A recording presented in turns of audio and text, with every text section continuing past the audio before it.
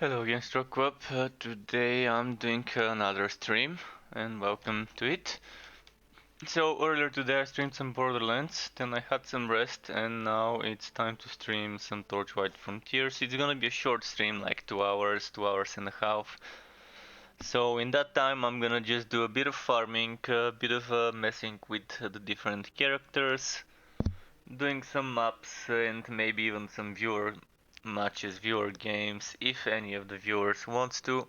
So do know that if you wanna play together, just give me a shout out and over the chat. By the way, don't contact me currently while I'm streaming on Discord.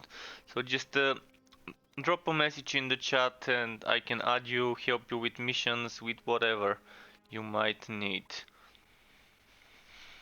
So without further ado, let's start with, let's see, maybe let's start with the forged today.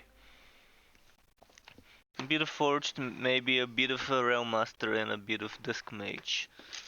We'll go through them all, so no worries. If anyone wanted to see certain character, do let me know. I can try and switch my characters.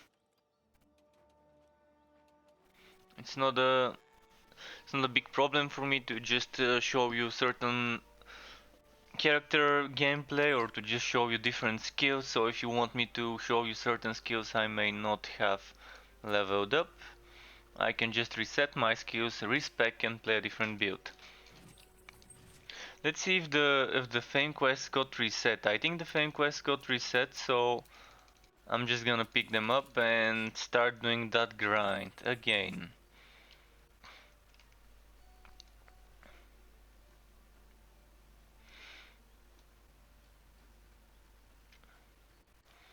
So first off, is there anything to sell here? This one. And this one need to be sold. So since the quests are actually reset, the fame quests, at least we have something as a guideline to what we'll be doing. What I'm gonna do with the forged is I'm gonna be on the Hivid side. And then on the other characters I'm gonna do a bit of goblin side quests. First off, I wanna disable those from my tracker.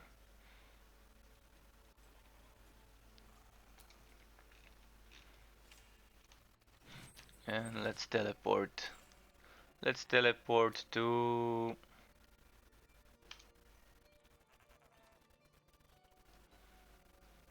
Is there anything asking me to go to a certain zone?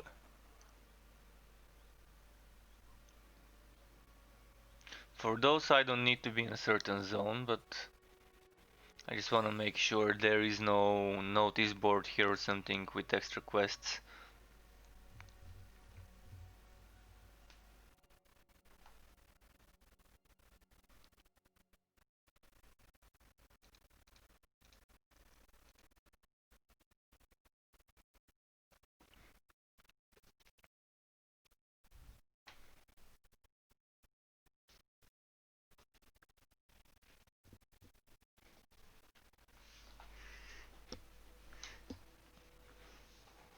Okay, yeah, no quests to take from this table, because we took them I think from the town, the ones that are supposed to be for this zone.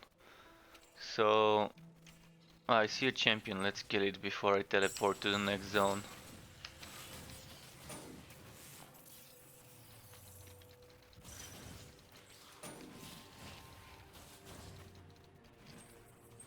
The good thing about the ones that can be completed regardless of what zone we are in is that I don't have to stay on this one. So I can move a bit further up. Let's go to the infested forest then, see if there's any quests we can pick there. So, since I'm seeing new weekly quests reset, that should mean we probably got some, what's it called, some respec stuff.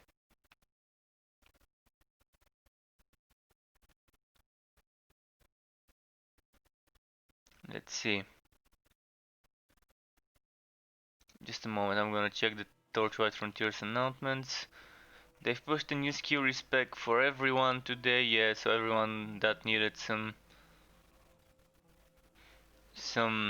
respecs would be able to do it now.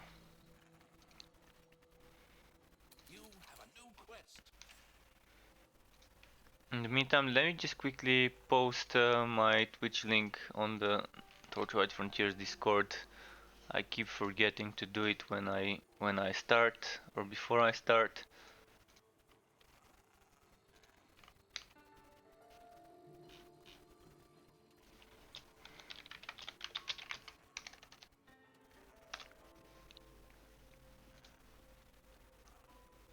Okay, there we go.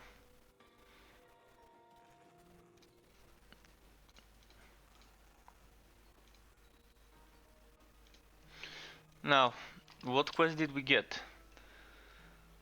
From Psora. Okay, Ravage Ravine. So it's gonna be here. And then the others are again general quests. It's not asking me to go to a certain place.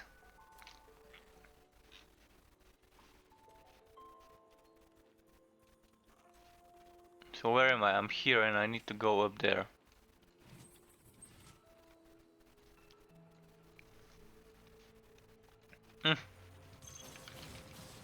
This buddy here wants a beating.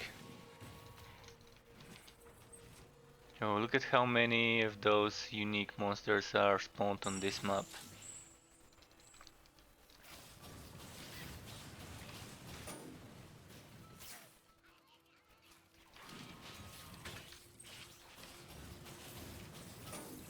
Right, let's keep moving. Just gonna ignore some of those unless I see an elite.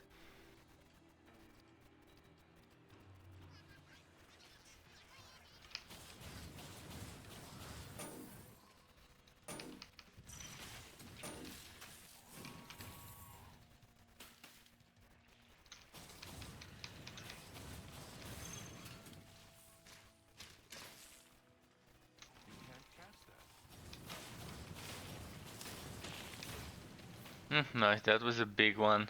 Corrupted Ember Fragment. Do I have a quest for Netherlinks? No. Well, we're gonna get all the Hived stuff we need while going for Psora. So I'm just gonna do a few quests here. I think I'm gonna do those quests I've picked up, and maybe the quest for the next zone on the Forged. Then I'm gonna go maybe on the Disc Mage, do a bit of Goblin, or with the Realm Master I could do a bit of Goblin. We'll see. I think the Disc Mage would be better suited for a bit of Goblin farming. To do a few quests there, and then with the Realm Master I can go back to doing some Hived quests. So it's gonna be taking me a while to go through those quests. I'm not gonna be completing all of the quests by the end of the stream, that's for sure, because there are just too many and it takes a while. So later this week I will be doing another Torchlight Frontiers stream where I'm gonna be wrapping up those quests I'm starting now. And this is kind of how it normally goes. Let's see.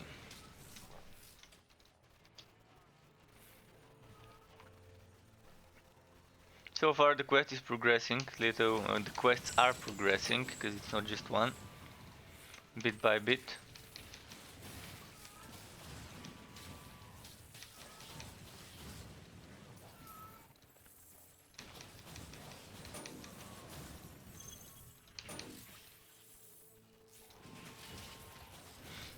Okay.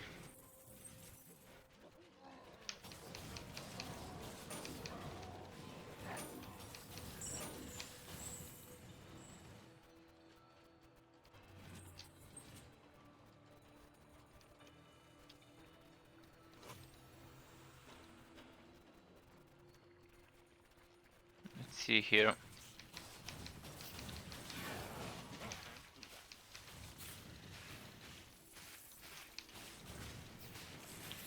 So yeah, I'm just gonna push towards Psora. I'm not gonna stop too much unless I see some of those flyers, the big ones. Oh, armor crystals. Well, I do have to kill armor crystals, so I'm gonna stop for those too.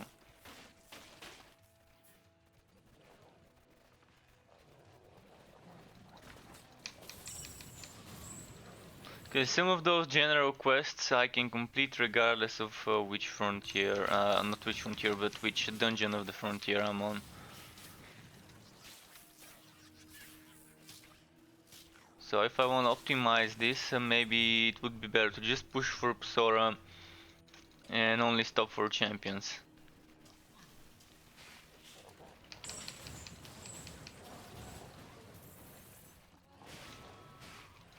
Oh, they knocked me back while using my skill, which kept it in out of cooldown. Let's see.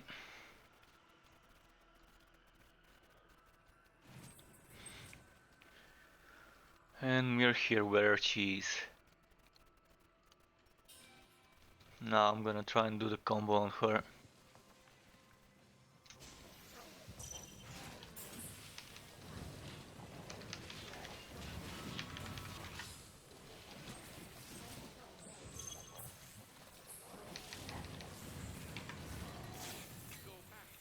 Okay.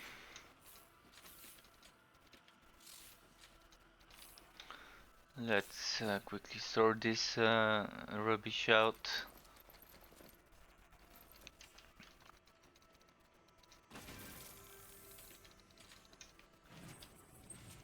So this one's done. Let's see what pet we can rescue. A Chakawari.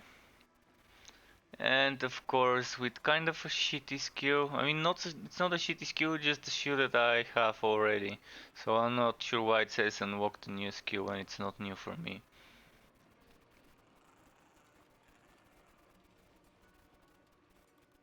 Let's send it home, because I don't think I've got others than the ones we get from the contract fame quests.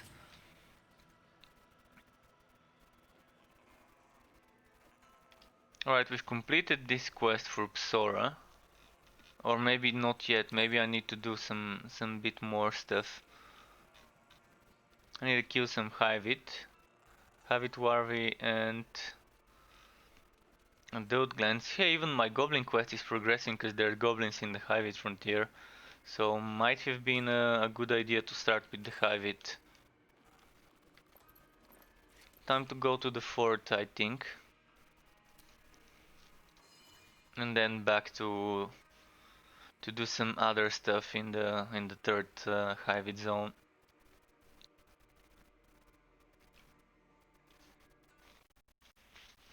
It's gonna be fun if later when this contract system is updated, if they do it so that each week you're actually receiving different quests, not the same ones just being repeated over and over and over to oblivion until you've done enough to get all the rewards.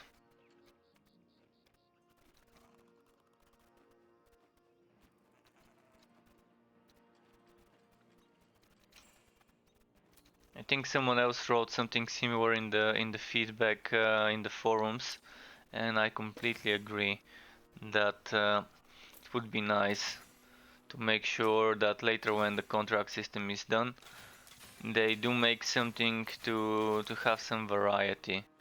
I know that they made it that way so that it can have unlimited repeatability. So even after you hit level 60 on the contract system, even after you get all the rewards, like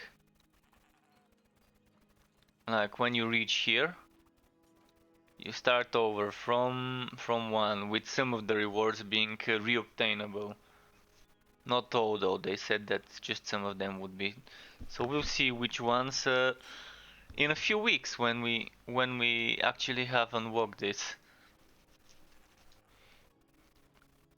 Alright, next off. This needs to be sold.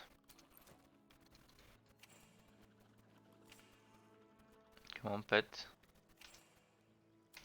And I'm gonna port, as I said, into the Bogwood Hollow, get the quests from there. Already progressing to the third zone out of the 6 Hivit ones. And it's been just a few minutes since I started, probably less than half an hour. Well, the Hivit zone is a bit quicker though. It is a bit quicker because there are, I think, more generalized quests. So here what I should have done is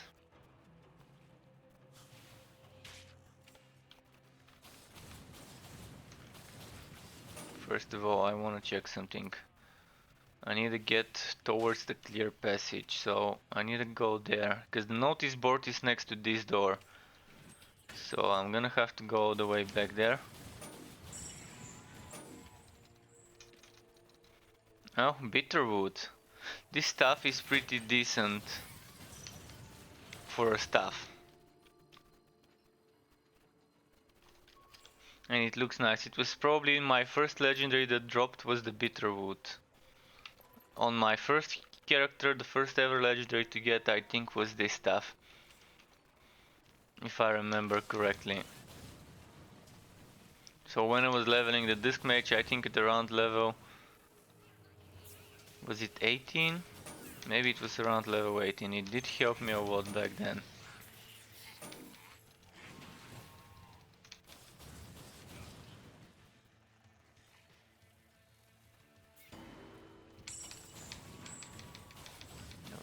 There we go. Pump it up with those fracking strikes.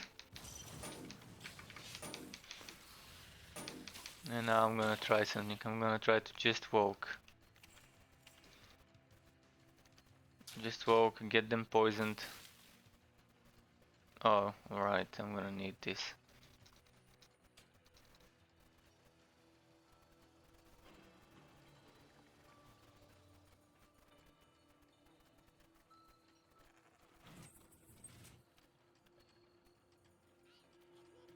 Johnny 5. Or Jones.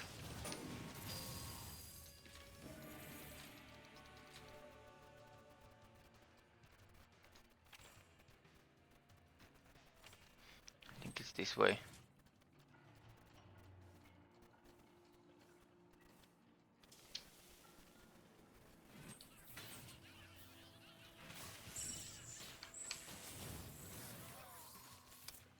Though the poison damage. Even if I didn't use anything else, just the poison, it would have been enough to kill them.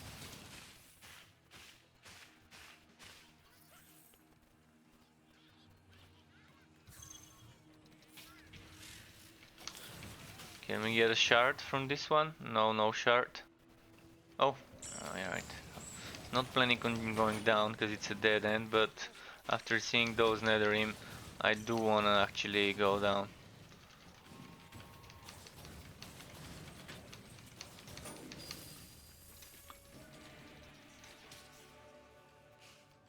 Some goblins, let's just quickly wipe them out.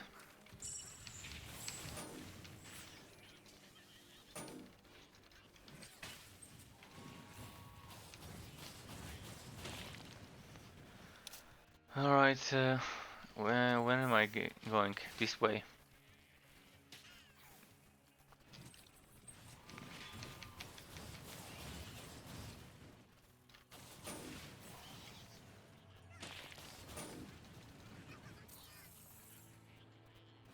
There we go, that's what I needed, those stairs that lead down. So, by the way, I'm gonna say it again, if anyone who's watching wants to team up, needs help with bosses, with map works, with whatever, regardless of your level and the content you're doing's level, regardless of the difficulty you need help with, let me know in the chat. We can add each other in the Arc Launcher and form a group, do a few maps together. I'm always happy to help. If you have any questions regarding the game, I can help with that too. And I also am running a giveaway, so you can use !raffle to find out the link to the raffle, to the giveaway. The giveaway is for 1 alpha key for this game, for Torchlight Frontiers. And to sign up, there are different things that you can do to give you entries, such as following me on Twitter, on Twitch, on Mixer, subscribing to my YouTube channel, or joining my Discord server. All of them are simple and only require a few clicks. Nothing that requires payments or anything like a Twitch subscription, for example. No things like this are needed. So that means everyone can join without worrying too much about it.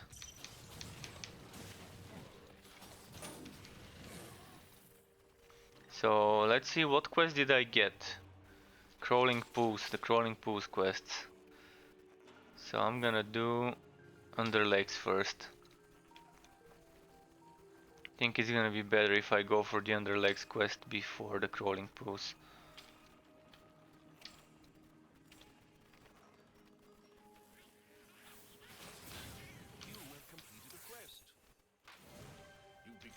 And a fame level up.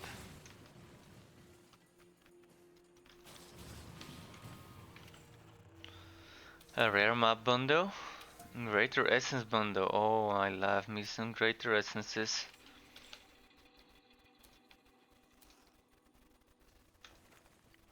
$842.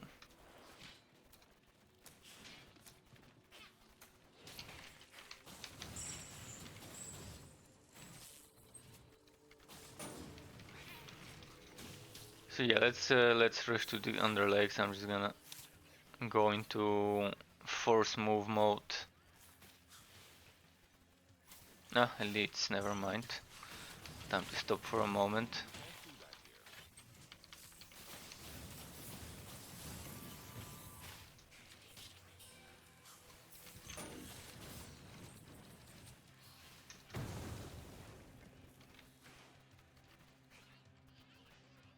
I'm getting close. I just need to go through this Johnny again. So killing Johnny twice today, I guess.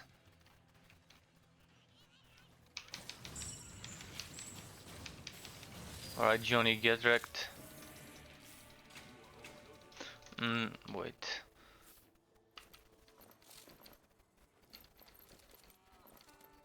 A lot of blue stuff, that's gonna be a lot of essences.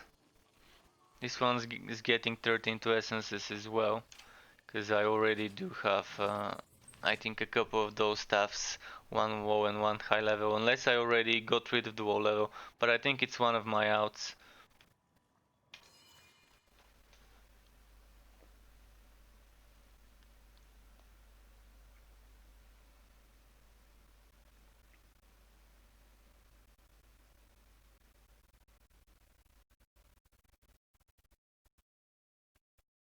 So what was the mission in Underlegs? I think it was something to do with Kronk. Yeah, defeat Kronk and hive it, 100 hive it, and a wood from Kronk. So not gonna rush, I'm gonna kill anything on the way until I hit 100, then I'm gonna rush to Kronk.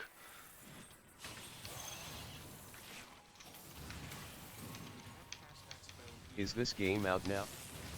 Hello Prime 208, welcome to my mixer, dude. As for your question, the game is not out, it's currently in early alpha. So there's a lot of things that are yet to be added into the game, a lot of the core features are still probably gonna get reworked or changed. So currently you can't buy access into the game. You can either get by winning a key from a giveaway, from a contest, or you can sign up on the website, which is torchlightfrontiers.com, and from there you can just wait. So I currently have a giveaway going. You should be able to see a link on my mixer, just the message right before yours, above yours, is a message to the giveaway. It's a link to the giveaway page, which I'm running on Sunday. One lucky person would be winning an alpha key for this game. I won this key myself when they were doing a charity stream. They were giving keys to everyone who donated as a thank you, and I was surprised to get one. So I decided to just give it away. So if you feel like you want to play the game, now you have a chance to try your luck at the giveaway I'm running. So the game currently has a lot of stuff planned. I'm gonna quickly do a comment. I think that's gonna show Official up. TLF roadmap. There you go. You would be able to see the official roadmap for the game.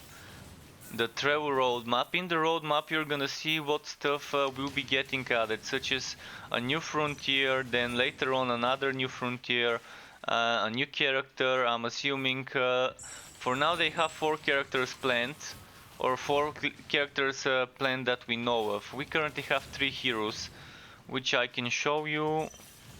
I can show you for the duration of my stream all different heroes. Currently I'm playing with the Forged, which is kind of like a robotic, mechanical, steampunk kind of class. Then we have a Dusk Mage and we have a Rail Master.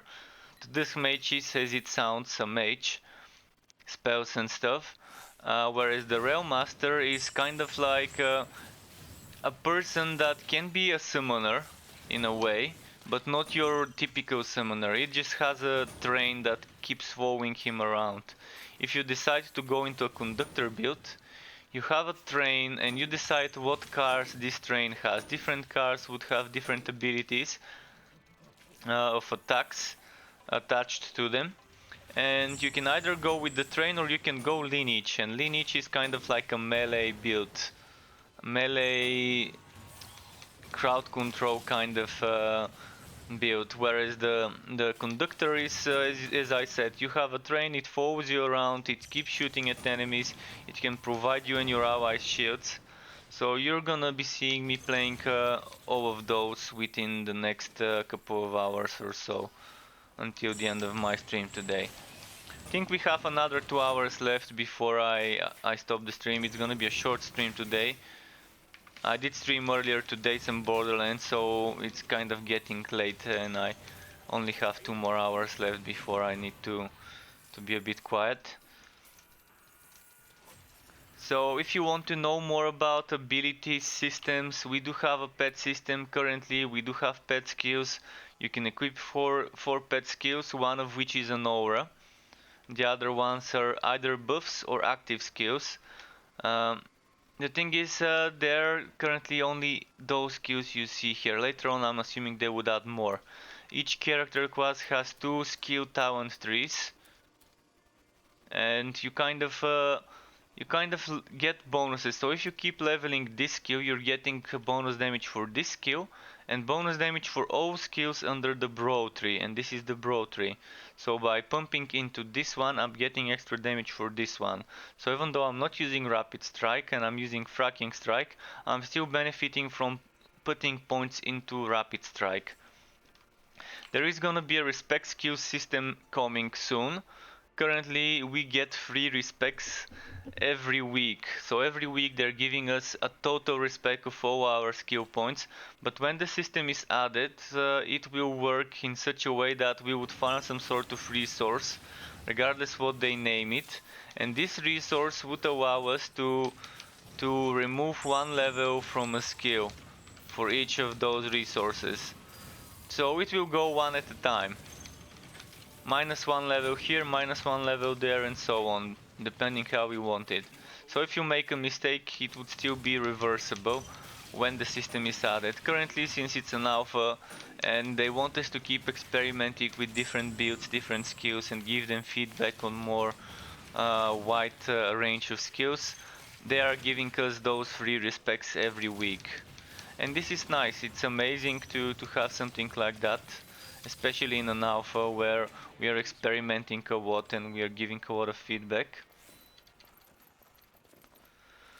And the pets, more about the pets I can tell you is that you find them in pet cages. So you kind of rescue pets that the enemies have captured at the end of different dungeons. After you kill the boss, there would be a pet cage behind the boss, and you would get a random pet. And the random pet would have a random skill with it, or skills. And once you save a pet with a certain ability, this ability gets unlocked for use by you. So you would be able to just collect all those skills that I showed you earlier, just by collecting different pets, just by rescuing different pets. So if I just let me quickly get rid of those enemies. If I were to try and get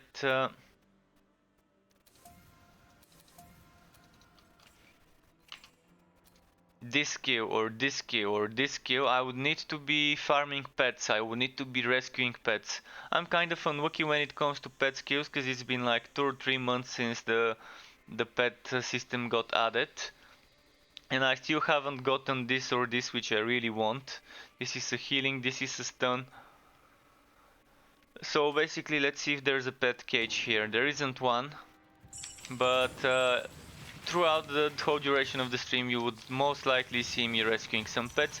What it looks like, it's a small cage that keeps shaking left and right. It's kind of rattling, and once I open it there would be the pet in there.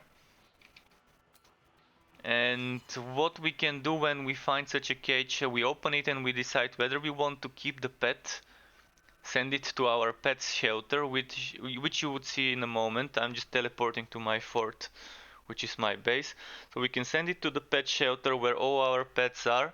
We can keep it with us and replace our current pet with the new one, or we can release it into the wild, which would mean any skill the pet comes with would be lost. So if you need it, you would kind of need to adapt. So what happens here is, these are all the pets I've got. All of those pets can replace my current one, and my current one can go down to this this pet shelter. It can get retired. And as I said, I can change stuff. If I want movement speed, I can get a movement speed aura. You cannot get 2 auras at the same time, so you can see how it immediately switches the other one around. Something you've just noticed earlier probably is the contract system, which is kind of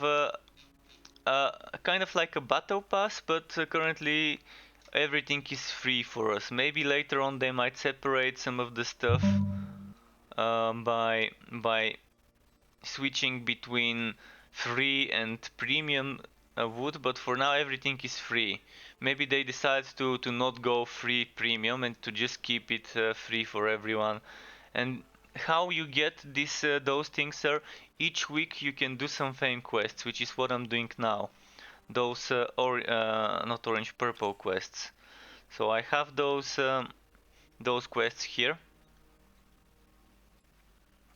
with the purple exclamation mark, and I have basic side quests with the orange. So you complete one of those quests and it gives you some fame XP. And as you get fame XP, each 360 fame XP gives you a level up. And each level up in this frontier gives you different rewards. You just saw me earlier getting those resources, and those resource bundles are here in my consumables. So I'm gonna use this, it's gonna give me some special resources, this one as well. And what you'll see me do now is messing with the enchanting system. Not enchanting weapons, but salvaging or breaking weapons down or armors for essences. And those essences I'm getting are used to enchant items. So you're seeing me getting some blue essences now, and in a moment you're gonna see me get some legendary essences from the legendary items I'm going to break down. I do have higher level versions of those, that's why I am breaking them down. I really don't need them. And there's one more thing I need to break down. It's this one. Oh, by the way, this is a wife bound item. What does this mean? This means it's gonna be slightly stronger than a normal rare item. But if I die with this item in my inventory or equipped on me, it's gonna be lost. So when you die with wife bound items, those wife bound items disappear.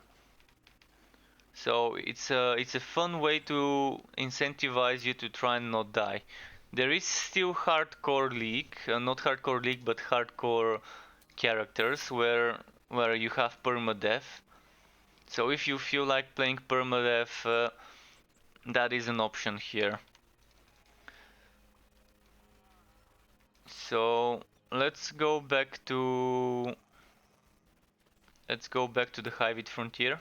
Get Kronk killed in the crawling pools. We did do the Underlegs quest.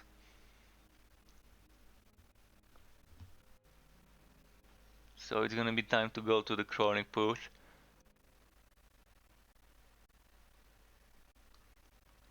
I'm actually not sure whether we did the Underlegs or another quest, but I saw us doing a quest just now. So let's see. Quests. Yeah, I think the one with the Underlegs got done. So let's go for Kronk. I'm here, I need to go all the way there. Oh, wait. I think I teleported to the wrong one. Yeah, the crawling pools are here.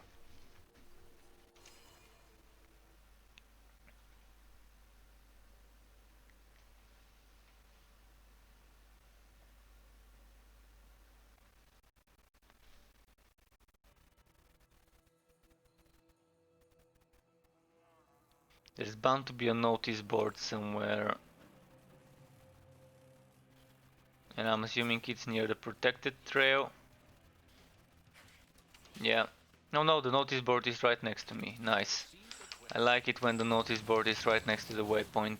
There are just a few zones where that's not the case, where you would have to run to the start of the zone. So we did get some quests for that dungeon right before us. I think this is the short way. Yeah.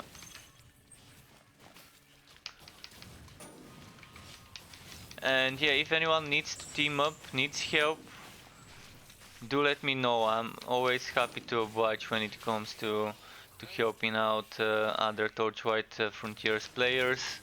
If you have some questions, don't be afraid to ask them.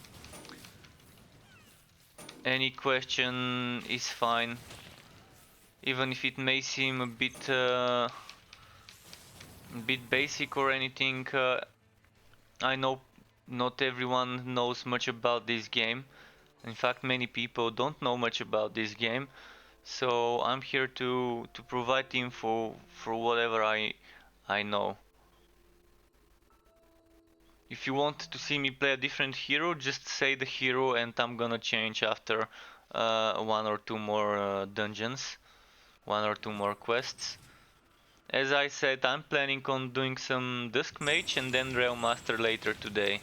So with the Realm Master I'm gonna do some Goblin Frontier quests, and then I know actually with the Dusk Mage I'm gonna do Goblin Frontier quests, and with the Realm Master I'm gonna come back to the Hivit.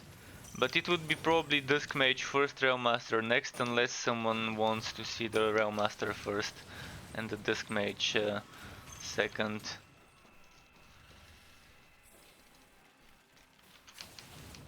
Okay, let's do some AoEs.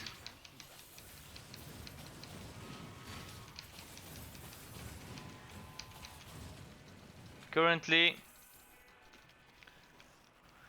the game is getting a bit more balanced with the last few updates. Of course, the mage still seems very strong, and the Realm Master seems still to be the one that can get unkillable with the right build. But the Forged is kind of getting stronger than it was, and this is good, because the Forge was the one that was... It felt left behind when it came to damage output. With this Sonic Pulse and with the Fracking Strike new skills, the Forge definitely feels like he's getting stronger. He's heading into the right direction for a class in a water game. So I'm happy with that new development he got, the new treatment. Let's see what's this. This is the mug. So I need to collect bug juice from fallen Imperial guards. I'm assuming that's the mission here.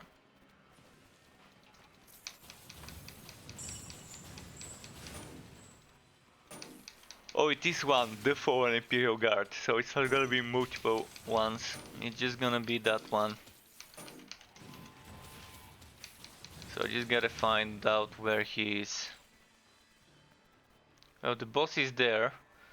Before going to the end of map boss, I wanna look for the Imperial Guard somewhere here.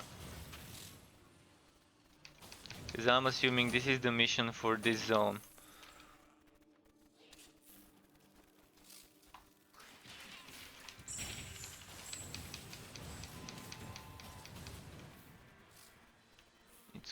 It's a trap. Yeah, it is the one in the muck. I think it's this way. There we go, I see him.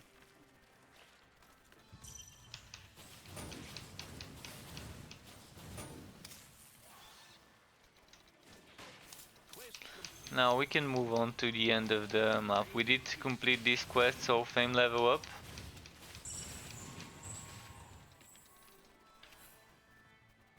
'21.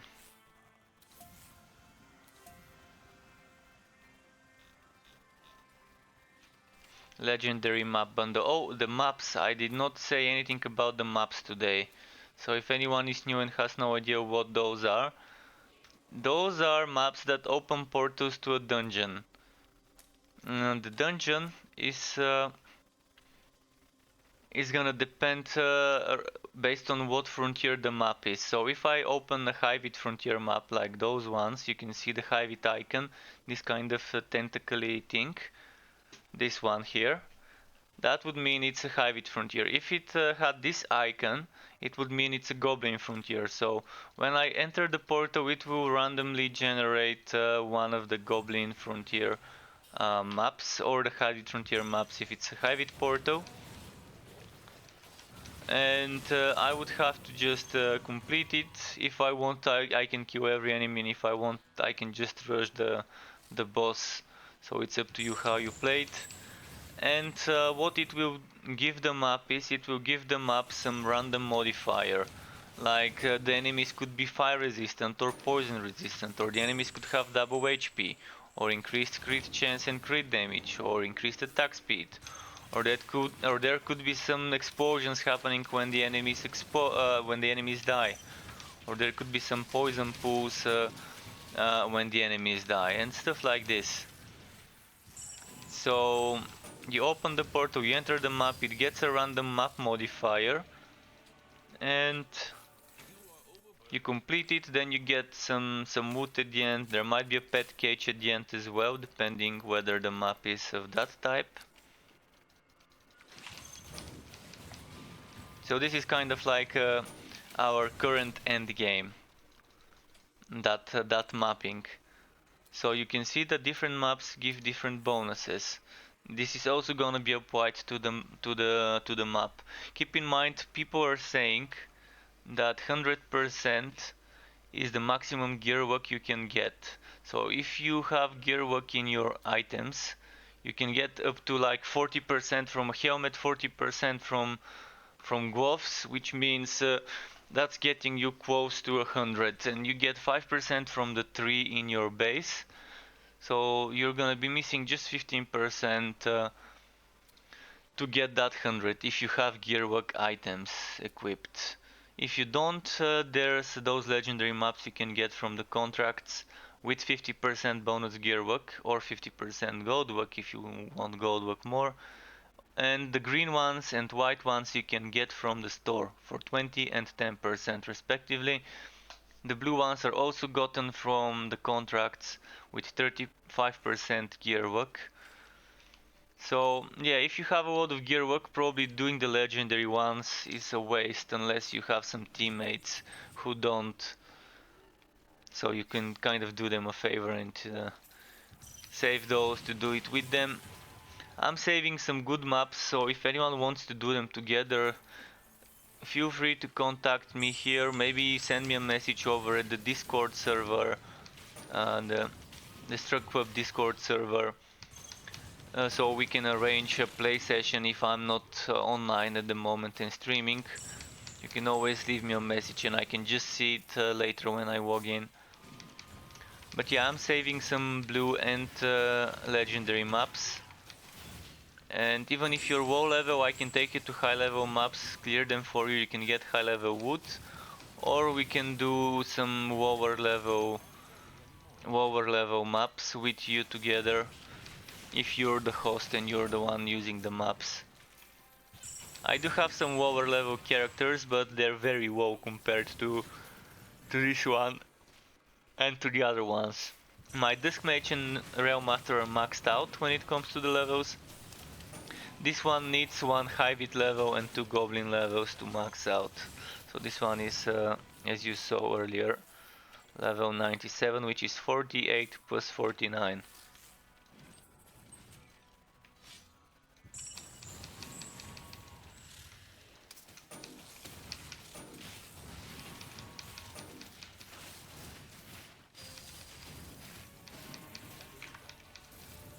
Alright, this boss is beaten.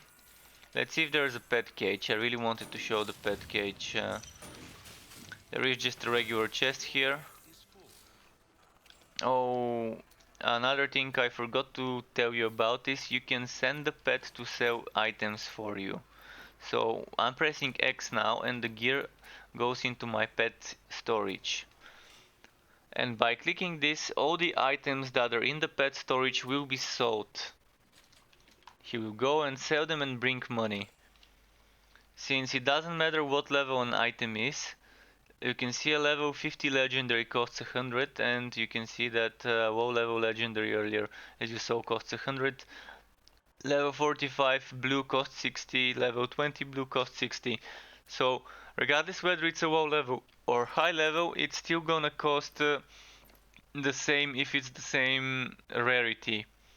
This is nice because low level gear would bring the same amount of money as high level gear.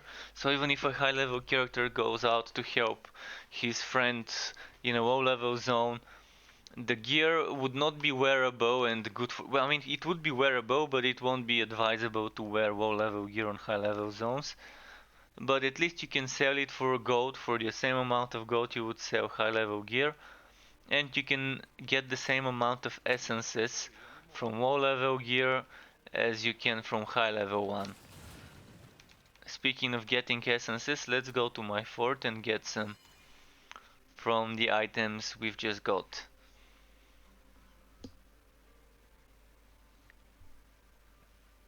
The essences are needed for enchanting items. I can quickly show you a bit about it. I'm not gonna enchant an item because I'm currently saving essences, but I can show you what the system looks like if you're interested about this. It's not gonna take too much anyways. So you're seeing me here salvaging items for essences. So the green ones give me one green essence, the blue ones give me one blue essence. And earlier I was salvaging some legendary ones, which do give legendary essences. Since my pet is already sent to sell, I cannot break down the items in his inventory. He returned though. So if I were to wanna enchant this one, I select it, and since it's a shield, an offhand, it can only benefit from the offhand recipes. As you farm, as you kill enemies, you win those recipes, and you just learn them by right clicking. I've already learned those, so they're known to me. And those are the different recipes. So different item types have different things that can be applied to them as enchantments. And this only works if the item has enchantment slots on it. So you can fight items without enchantments, with one enchantment, with two, or even with three. The most I've seen on an item is three enchantment sockets. So you can see even legendary gear can have that. And you decide what you can pick. There is a enchanting calculator that someone made. And the enchanting calculator could provide you with some information about what affixes, what bonuses you can get for each of those. So if I were to go one-handed blunt force, it's saying bleed and critical strike builds, but it's not saying exactly all the things that we can get. So there is a link I can quickly pull up. Let's see if it still works though. Yeah, it still works. This is the link.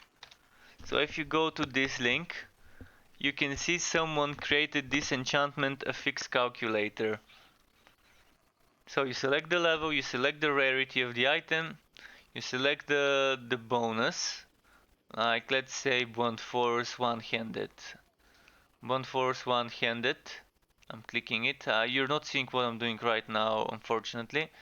Uh, but I'm just gonna click it, and then it says damage physical secondary. So physical damage, chance to bleed, extra duration for the bleeding, crit chance versus bleeding targets, bonus to critical damage, and critical hit chance. Those are the 6 things that we can get from this one. So a very useful tool. You might wanna give it a try if you're playing the game. It definitely has some useful stuff in there. And when it comes to customizing the fort, I need to do it sometime this week. I need to delete everything and rearrange everything. So there's a lot of stuff that needs to be going, but basically you can build structures with the resources you're gathering. And when we're speaking about gathering, there's different veins, different resource veins around the map. You can gather that give you some resources. So if I were to want to build Let's say I want to build something like this. And I click build and it says it costs gold. Alright, I don't want this because I don't have gold. But let's say I want to build this crate. What does it cost? Another one that costs gold. Okay. Maybe I'm picking the wrong examples. Can I download this game somewhere that I could play? Hey Jude, the only way to get access to the game, as I said, is torchlightfrontiers.com. So I'm gonna give you the link. I'm actually gonna type the link to everyone in all platforms. Torchlightfrontiers.com. You cannot download it unless you get access to it, but you can sign up for the alpha on torchlightfrontiers.com. And you can wait, and if you're lucky, you're gonna get an invitation sent soon. If you're not lucky, you can end up waiting for weeks, months. Some people have been waiting for over a year to get invited to the game. Um, I want to warn you that there's some websites selling keys for this game. People are saying that those keys are legit, but it's forbidden to sell keys for a game that's free to play. So those websites are dodgy, and I would strongly suggest against buying keys from such websites. But if you really urgently want access to the game, you could try and do that. But I strongly suggest not doing that because that's like buying from thieves. What I do have is a giveaway, so I'm gonna give you the link to the giveaway. I'm giving away one key. So you have a chance to win a key for alpha access for this game. So the giveaway I'm running will be drawn on Sunday. So here is the link. I'm posting it again for the chat for everyone to see on all three platforms I'm streaming to. There's 5 ways to enter: subscribing to my YouTube channel, following me on Twitch, following me on Mixer, following me on Twitter, and joining my Discord server. Twitch, Mixer, YouTube would give you 3 entries, and the Twitter follow and joining my Discord server would give you 1 entry. You can decide whether you want to get all the entries or whether you just want to pick the ones that you like, but it would give you extra entries, so everyone is welcome. There's no payment required to do those actions, so more people would be able to join if they feel like doing so. On Sunday I would draw the winner, and as I was saying about the fort, some of the things cost resources. So let's see about this one. Oh, wait, I actually can place this one. I'm not gonna place it, but I want to show you something Okay, that thank costs you. wood. Alright, this costs wood. This is a good example. So this one costs ash planks. So if I want to build some of those, which is actually this thing you're seeing right... Oh shit, I just took something I should not have. So it's this thing you're seeing right here. And it costs ash planks. And ash planks you get by gathering wood and then going into the sawmill and making ash walks from the ash planks. Ash planks from the ash walks. So you create 30 ash planks from 60 ash walks in 30 minutes. Or you go the other way around, going 90 out of 180. So each 3 walks give you 1 plank. And what I just removed was a decoration. This is kind of like everyone's base. Everyone has the ability to decorate their base the way they want, craft the things they want. So gathering resources would help you for this. And you kind of have to gather the basic resources, then turn them into the second tier, and then there's a third tier of resources which are used for crafting relic weapons together with relic weapon cores. And you decide where to place those, but those resources are gotten only from gathering and from smashing some stuff that could contain it. It is a rare drop, those rare resources, the tier 3 resources. I'm just trying to find the thing I just got rid of by accident. I think it was something pointy.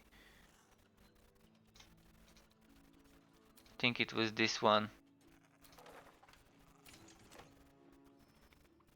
Well, even if it wasn't one of those, let's put one of those here.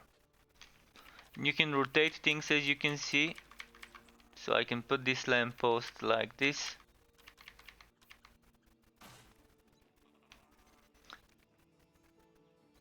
I think I had a lamppost here behind the shield, but in any case, that's fine. Or it could have been one of those banners. So let's keep doing the quests. Enough messing around in the base. This quest, Kronk got big, is the next one I'm gonna do. And after Kronk got big, probably I can switch to the Realm Master or the Mage. I'm gonna go for the Mage, let's say. Let's say go for the Mage. Do some Goblin quests, then go for the Realm Master, do some Hive It. I've got like an hour and a half left of my stream today. So, did I go to the wrong place again? No, it's the right place.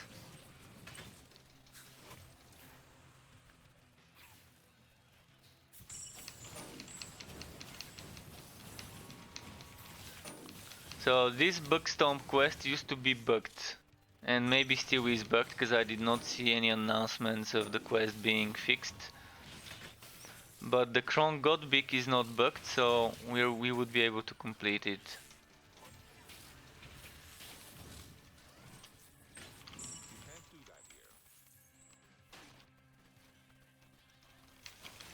So the game has some stuff to offer. It's not much, but it has some stuff that would provide you hours of fun and gameplay to go after. It is a bit grindy after a certain point, so the leveling up speed is what everyone that has complained about it on my channel, who is a player of the game, has noted, is that the leveling up speed is very slow. It starts off nice at the start, and then it gets slower and slower and slower until it feels painfully slow to level up, especially after you've completed the main missions. The main missions would give you 30 levels per frontier roughly when you finish them. So you would find yourself around level 30 Goblin, level 30 Hive-It when you're done with the quest lines, which is around a total of 60 levels. After that, the higher you go with the levels, the crappier it gets, and the more it feels like an MMO experience leveling instead of action RPG leveling. But it's not so bad, because at least you don't lose XP when you die. So at least you've got this thing going on for you. If you die, you're not gonna lose the hard-earned XP you've spent hours grinding. As you see, currently of course I'm not getting XP because I'm fighting some low level enemies. Another reason to kind of feel bad about doing those low level missions. But that's fine. I've kind of decided to not think much about the XP on this character. Whenever I get the max level, I get it. I do have two characters already maxed out before they nerfed the XP gains. We had amazing XP gains.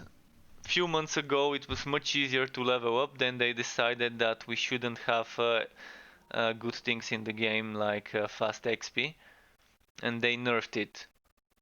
They made the first few levels being faster to level up, but then after level 35 it gets terrible. After level 40 you start rethinking whether you wanna keep leveling or just stop. And after 45-6 you kind of can't believe whether this is real, how you made it this far. That's kind of how it feels currently. I'm hoping that this is subject to change and they won't leave it the way it is. Or maybe when they release a new frontier, we would be able to get levels from that frontier. So if I could get 33 levels in 3 different frontiers to reach level 100, and level 100 is the cap, I will be happy about this, because that would mean complete the quest lines in 3 frontiers, do a little bit of grinding of maps in each frontier, and there you have it, level 100. So I'm just gonna wait and see how things change with the addition of new frontiers. Whether the total level would get bumped over 100, whether the total level would remain 100. And whether the maximum level for each frontier would remain 50 or it would change. Currently, yeah, the max level for each frontier is 50, the total max is 100. But knowing that we're getting a new frontier, I can only speculate what's gonna happen. There are a few options. Option 1, we get a new frontier, another 50 levels, and the level max from 100 goes to 150.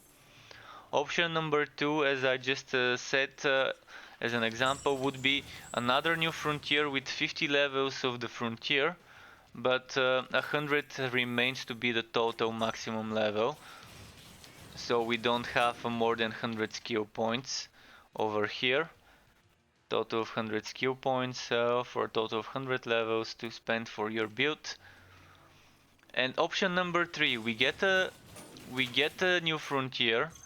The maximum level remains 100, but the maximum level for each frontier gets changed. So instead of level 50, we maybe get something like 35.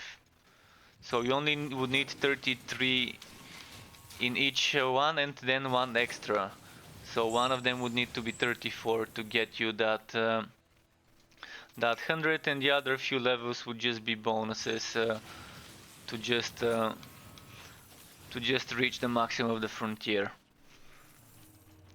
That's just an example that I'm giving. It's of course probably not gonna be either of those things, but that's just some examples of what we could be seeing when the new frontier gets released. My guess would be that the most likely thing that's gonna happen is the level would remain capped to level 100 for the character. We would get a new frontier with 50 levels, and we would just decide to spend our frontier levels however we want. So if I want to max out Goblin and Hive it, I can do that. If I want to max out the other one, I can do that. But I'm gonna be getting total levels from all three, regardless how I choose to get the total levels first. This is what my guess is, but time will tell. I think we are 2 months away from the next update, maybe even month and a half away from the next big update, from update 10, which is when I'm assuming the next frontier is coming. Maybe they have some gifts in store for us in Christmas, such as a new frontier. I would really be happy to see a new frontier before the end of the year. And as the travel board is saying, it is coming soon. It is already in the short-term goals. The new frontier, so it got bumped from the long-term goals into the short-term goals. It's gonna be the first time we're seeing a new frontier since the Hivit 1 was introduced at the start of this year, I think. So it's been a while since we've seen something new when it comes to a scenery, a change of scenery. It's gonna be filled with new enemies. We know some teased information about those enemies being Vultura. And if the artwork is anything to judge by, the Vultura would be those mechanicals, vulture-like creatures. This is what we are guessing. We are guessing based on some of the artwork we've seen on the Torchlight Frontiers Twitter, Twitch, Facebook, on the travel board and so on. And we've also seen item modifiers before they got removed. there were some item modifiers that gave damage to Voltura. So that means that's what the next type of enemies would be called. We have goblins in the Goblin Frontier, Hivids in the Hivid Frontier, and we have Voltura in the whatever the name of the next frontier would be. A Voltura, Volt, Shock, maybe. Maybe it will be a frontier that deals a lot of shock, so maybe we would need shock resistance. That's my guess. My guess is there would be mechanical creatures that deal a lot of shock damage, so we would have to build for shock resistance. We would have shocking enemies, shocking bosses that can stun us maybe, or do something else with the shock, depending. This is just my guess. Okay, this is me saving a pet, so I can swap my current pet with this one. So my current will go to the shelter. This one will take over. I can send him home, randomize it, type a different name. I can name him Bugsy Malone.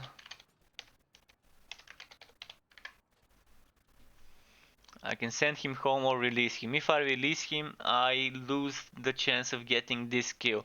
So if I really needed this kill, if I didn't already have it, I would not want to release it. If I release it, it just okay, I don't need this. That's what you're saying with that. So let's just send him home this time. Even though I already have a lot of Labradors on my pet shelter.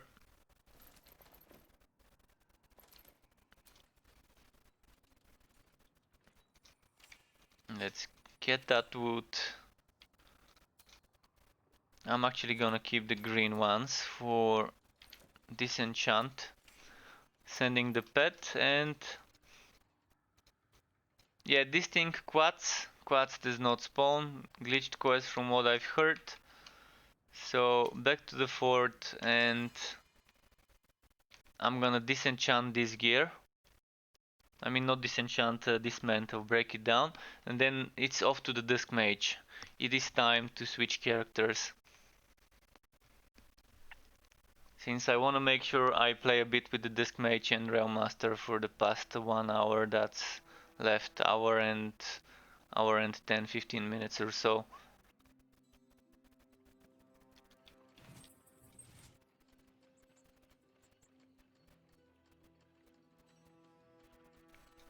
Let's break stuff down. Breaking this down, and all of this.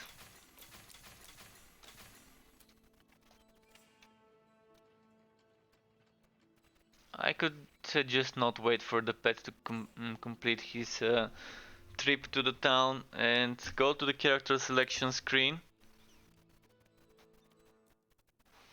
And this is my Realm Master, this is my Dusk Mage.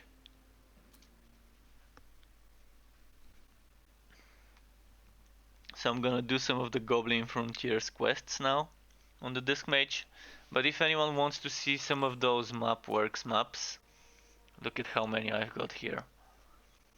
I've actually found out that you can turn your goat into maps, and then the maps into goat when you need goat. The goat limit is 20,000 if I remember correctly. So it's not good to keep your goat at the limit, because then you won't be getting any, you won't be looting any from drops. And since if you die, you have an option to resurrect at the same place you died. This costs you 10% of your maximum gold for a minimum of 300. So even if you have 3000 or less gold, you would still be paying 300. This is why I'm suggesting for people to keep their gold under 3000 or less. And this can be done by buying some maps and storing the maps. If I need gold, I can sell the map and get the gold I've spent on it back. So it's not a problem to do that. There's someone else here, and you can see when I'm next to this person, this adventurer's luck is applied, which is 15% increased gear and gold luck. It only stacks up once, so if you have multiple people around you, it will not give you more than 15%.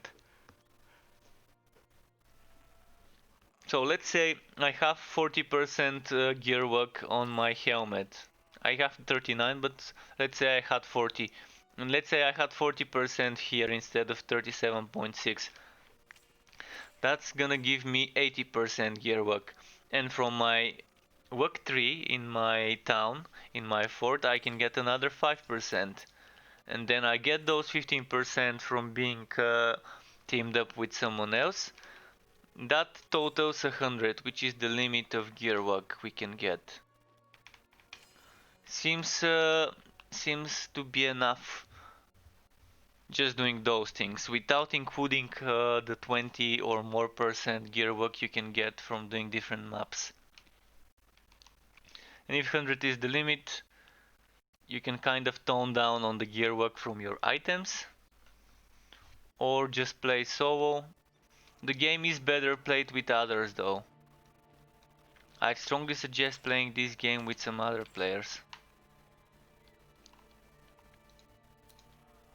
It definitely feels better. There are combos, you can squeeze out more damage if you're playing with someone else. So the Lost Woods, it's here. And the hideaway, I'm not sure where the hideaway. Oh, the hideaway was in the Goblin Workshop. So first we gotta go to the Lost Woods, then to the Goblin Workshop. This map currently is not reviewed for me. Well, Lost Woods is right next to me, so let's go there first. Hideaway would have to wait.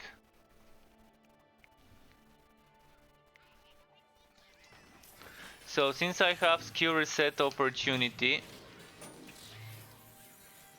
I'm gonna save it for when someone wants to see different skills. Last week one of my viewers, or maybe the week before, one of my viewers wanted to see some of the summoning, like the Spirit Well, and I did respect my skills to show him a Spirit Well setup.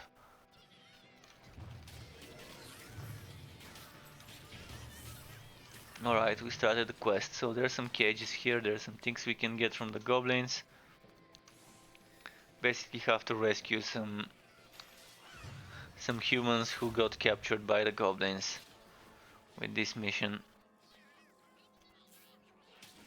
So yeah, if you wanna see some of the skills that I'm not using, if I got them leveled up, I'm gonna show you. If I don't have them leveled up, I'm gonna respec. I actually messed up this build last week.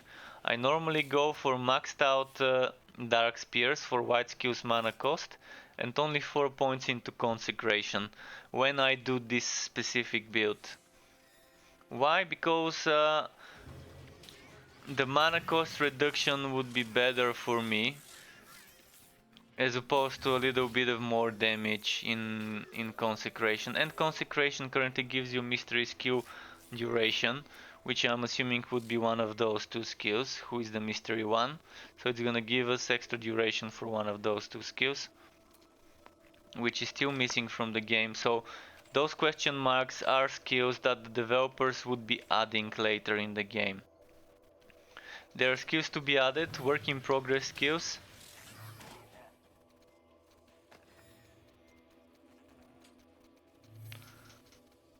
And they are reminders for both us and them that there are things to come when it comes to the skills for each class. Each class has a few of those missing. I think each class has 3 of them missing right now and has 13 skills in their arsenal. Maybe the Disc Mage has 1 more skill and the others have 3 missing. I'm gonna need to check on this. But if I remember correctly, it was 3 skills missing for everyone out of 16 total planned, 8 on each side.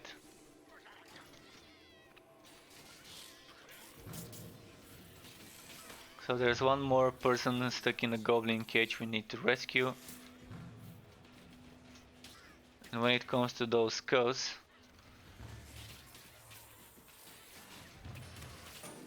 this is a mission that used to get glitched for me. So whenever I go and get 20 skulls, it would reset back to 7. I think it's still glitched because I did not see any notes about this getting fixed, but I'm gonna try. Each week when the quest reset, I keep trying whether this quest is fixed or not. Keep testing it.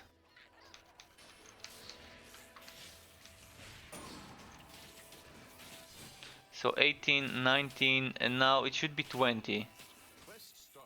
And it resets to 12 this time around, so at least it's not resetting to 7, it's resetting to 12.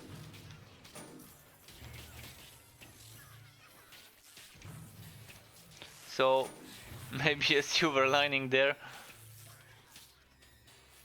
If only I got some of the quest rewards by completing it multiple times.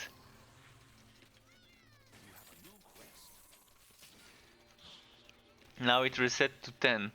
So it actually resets to a random number, I guess. Right, we completed this fame quest. How's my fame? A bit more and then we're gonna be done with the fame one. I should probably leave this zone. Let's go to the end of it.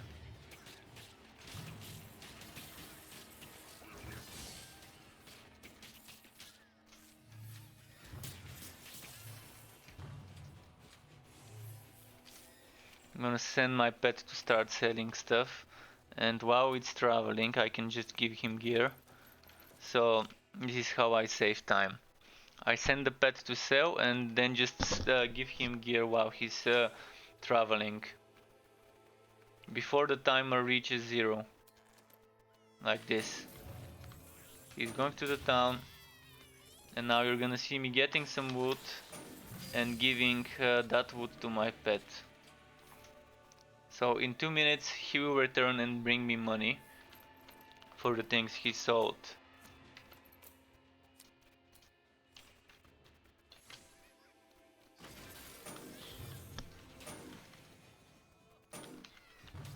Let's see.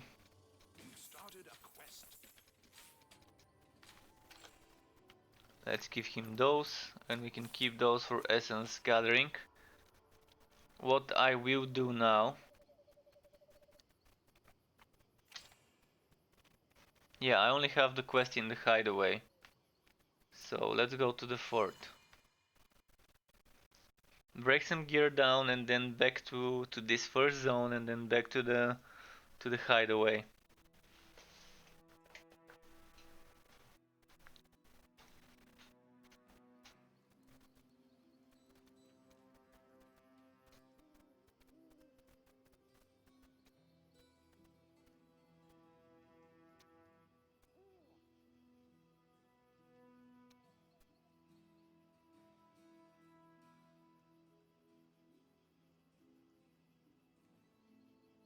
I'm just checking something with the stream. I think... Did my YouTube stream stop? Or is it just me? It seems like it did. Let me just quickly refresh something here. Seems to be stuck. Seems to be stuck and I'm not sure why. Let me go back to the game. No, never mind. It just seemed stuck to me, but it wasn't.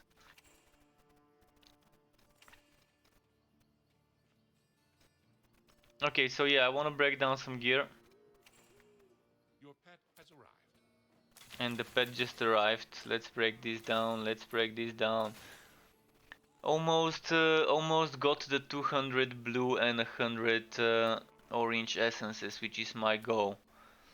After that, the next one probably would be 500 here, 250 here, which would be a long stretch. Maybe 500 in the one and 200 in the other would be the easier to achieve goal.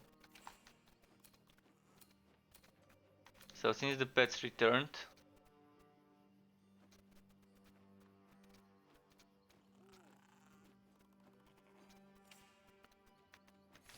hideaway. The hideaway was in the goblin workshop, so we need to go there.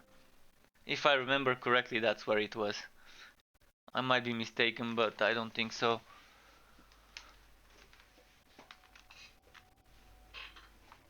So, okay. This needs to be untracked. I'm not sure which way to go. The map is not revealed. This place where I'm at the moment is a public zone, so you might end up seeing some other random people running around me. Other players. So it's an open public zone. The dungeons are private, so if I go in a dungeon, it's gonna be me and whoever is in my party. But when I'm in those private public zones, we can meet other people.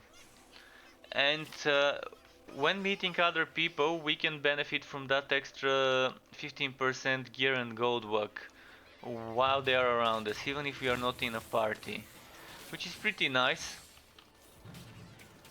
Incentivizing people to attack same bosses. There's some not world bosses, but mini bosses that are in the open world, named monsters. Maybe would be the better way to call them. So if you see someone doing them, maybe you can help them kill them. I'm not sure how it works if I'm not in a party with someone and both of us have hit a target. Who gets the wood? Do we all get our own wood if the enemy dies? Does only the person who did the last hit get the wood? Is there kill stealing in this game? Isn't there? If it works like Guild Wars 2, where anyone who has hit the monster gets their own wood regardless whether they did the final hit or not, it's gonna be great. Because that's the way it should be in co-op games. In co-op mode.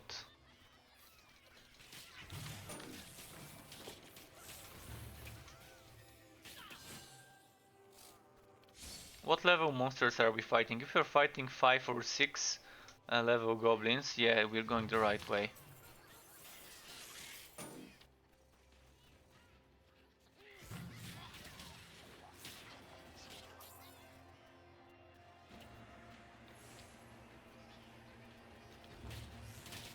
Right, an elite.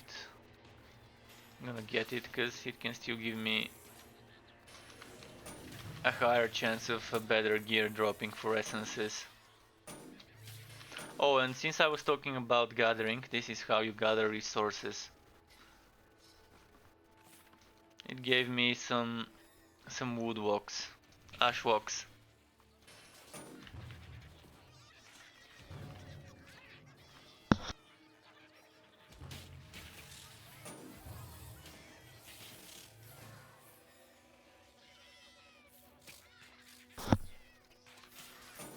Okay, I had to mute my mic for a moment. Yeah, so we're here at the entrance. Let's get those. By the way, you gotta be careful with those goblin gunners. If you're new to the game, goblin gunners can do a lot of damage if you let them. They're easy to dodge because they have like a wind up before shooting. And you can see which way they're pointing, so just get out of the way of their projectile, then you'll be fine. When it's a nimble map mod, those kind of turn a bit stronger because they shoot faster, but it's not the end of the world, at least if you die in this game. Which I like. You have an option to resurrect here, as I said, paying 10% of your total gold for a minimum of 300. If you have less than 3000 or 3000 gold, you can pay 100 to res at the start of the dungeon you're doing, or you can pay 0 and res at the town. Gold's not that hard to farm, not that hard to earn. You can always go to lower difficulty and farm some gold if that's what you need. If you're having troubles at farming it at a higher difficulty and end up finding yourself dying more often than you want to. So they've considered the more casual players, the people who wouldn't want to be challenging themselves that much. And there's also, for the ones that really like a challenge, a permadeath mode. So you create the character and if it dies, that's it, it's gone. You have to start a new one. It would be nice later on for this permadeath mode to have something like a Pantheon or Hall of Fame where you can see all your records in the roguelike mode if you're doing a hardcore character, to see how far they got, like how your account family has been progressing over the months, years, etc. How far they were able to get before they got killed. Something like this is always nice in games with permadeath mode.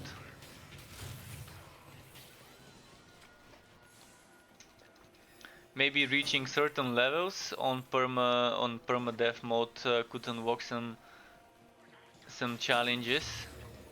Maybe reward you some titles. I think titles are a great way to give people an incentive to farming things, to doing things. Completing certain challenges, rewarding titles, and getting those titles being a flare that people can equip, unequip as they wish. It's one of the good things that some MMO games actually have. Cause yeah, I don't really like to see much MMO systems in a game like this.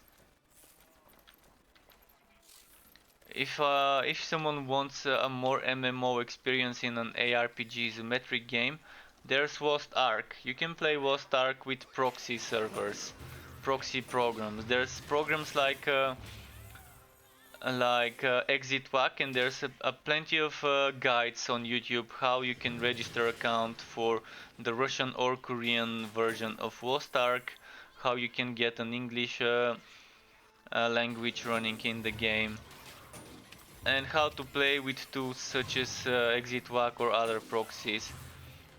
I would have been streaming and playing this game if I didn't have to pay money for ExitWack, and even if I pay for ExitWack, I'm not sure whether ExitWack can handle my bandwidth, because I'm streaming with decent bitrate, and the game would require some bitrate itself. I did try once streaming with some proxy servers, and it was not good. I tried with some free proxy servers, and they were limiting the download and upload speed, which is reasonable, I mean understandable. So Lost Ark, while we're at it, while we're talking about it, is an isometric game, a Korean developed isometric game, which is pushing the limits of the Unreal 3 engine. This game is on Unreal 4, Lost Ark is on Unreal 3. But the Lost Ark game looks amazing for an Unreal 3 game. If someone didn't tell me it was an Unreal 3 game, I would not know it was an Unreal Engine 3 game. The effects, the animations are amazing. It has some of the best animations. The only thing I don't like about it is it's too MMO-y. Too much of an MMO. Too many MMO systems are in the game. Let's just rephrase it that way. For some people this is a good thing, for MMO players this is a good thing, for me it's not. Because MMOs are grindy, and the game Lost Ark has a lot of grindy systems.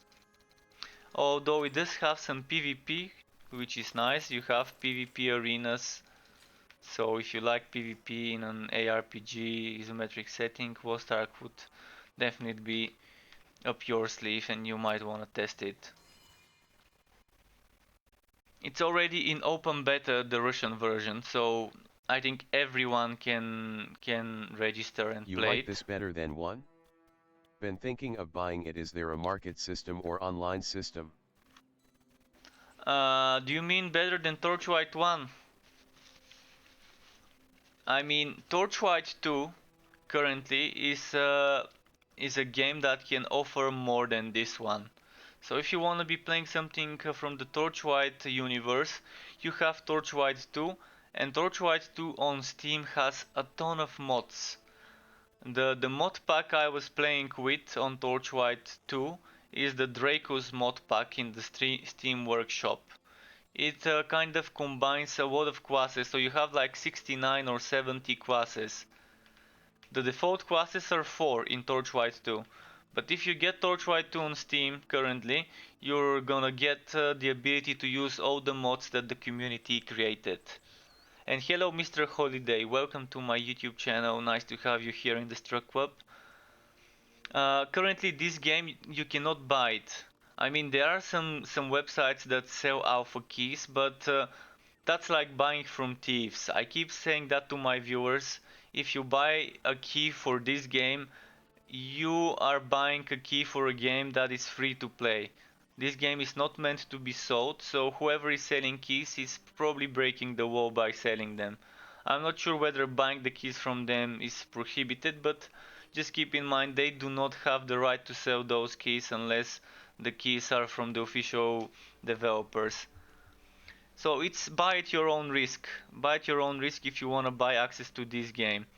Currently, the way to get access to this game is to go to torchlightfrontiers.com, register for the alpha. Mind you, alpha is the keyword. It's not even a beta yet, alpha. So there's things that will be broken, things that will be missing, things that will change before the game launches. So you can register and wait, or you can follow them on Twitch and Twitter. On Twitch they do contests that could award you keys. On Twitter, I mean, on Twitter they do contests that could award you alpha keys, and on Twitch there might be some giveaways when they're doing official streams. What I've noticed is before update, a big update patch like update 6, 7, 8, 9 and the upcoming update 10, which probably is gonna be in a month or two. Why or do they maybe have more. a number 2 is they haven't finished Frontiers yet? Yeah, Frontiers is pretty much early alpha. It's still categorized as an early alpha. So, as I said on Twitch, before releasing a big update, and the next upcoming one is update 10, they do a preview stream. During those preview streams, what I've noticed them doing is they make a Gleam giveaway. And in the Gleam giveaway, you can sign up by completing some actions and have a chance to win a key. And I think there's multiple winners each time. And each Friday there's a fun day stream. Friday at I think 11 a.m. Pacific time. This should equate to 7 in the evening UK time, 8 in the evening German time. Just giving you some different time zones to get a good idea. So each Friday around those times I've said there's a fun day stream. I'm not saying that there will be keys given away during such a stream, but there is a possibility. Sometimes the owner of the software company, Max Schaefer, who is a veteran from Blizzard North, who created this company, this studio, sometimes he would come into the chat and drop some keys there for whomever is fast enough to copy paste it and activate it. So keep that in mind. He likes to surprise us. He's a good CEO. He likes communicating with us every now and then. So you might get lucky. Keep that in mind. You might want to follow them on Twitch and or Twitter, which is / Torchlight Frontiers. Let's see, Twitter TLF. Official TLF Twitch Twitter. TLF. Oh, wrong command. Twitch TLF. Official TLF Twitch. I'm not sure whether this is showing up on YouTube. If it's not showing up on YouTube, twitter.com/playtorchlight, twitch.tv/playtorchlight are the links. So hopefully that helps you. Also, check the link. I'm not sure whether you saw the link. I'm currently giving away a copy. This is the link.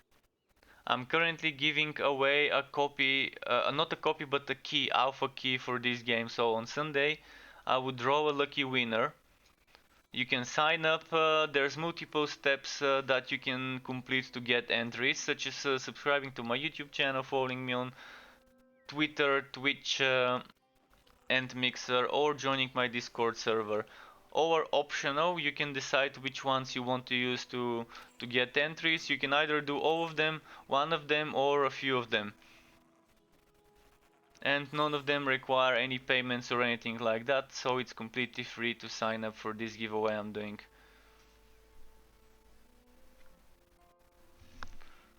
So yeah, be advised about this. And good luck to everyone who signs up for this giveaway. I wish I had more keys to give away, but it's just one that I won myself. I won it when they were doing the charity stream. They decided to reward everyone who donated to the charity stream, Gained a quest. regardless of the amount of money they donated.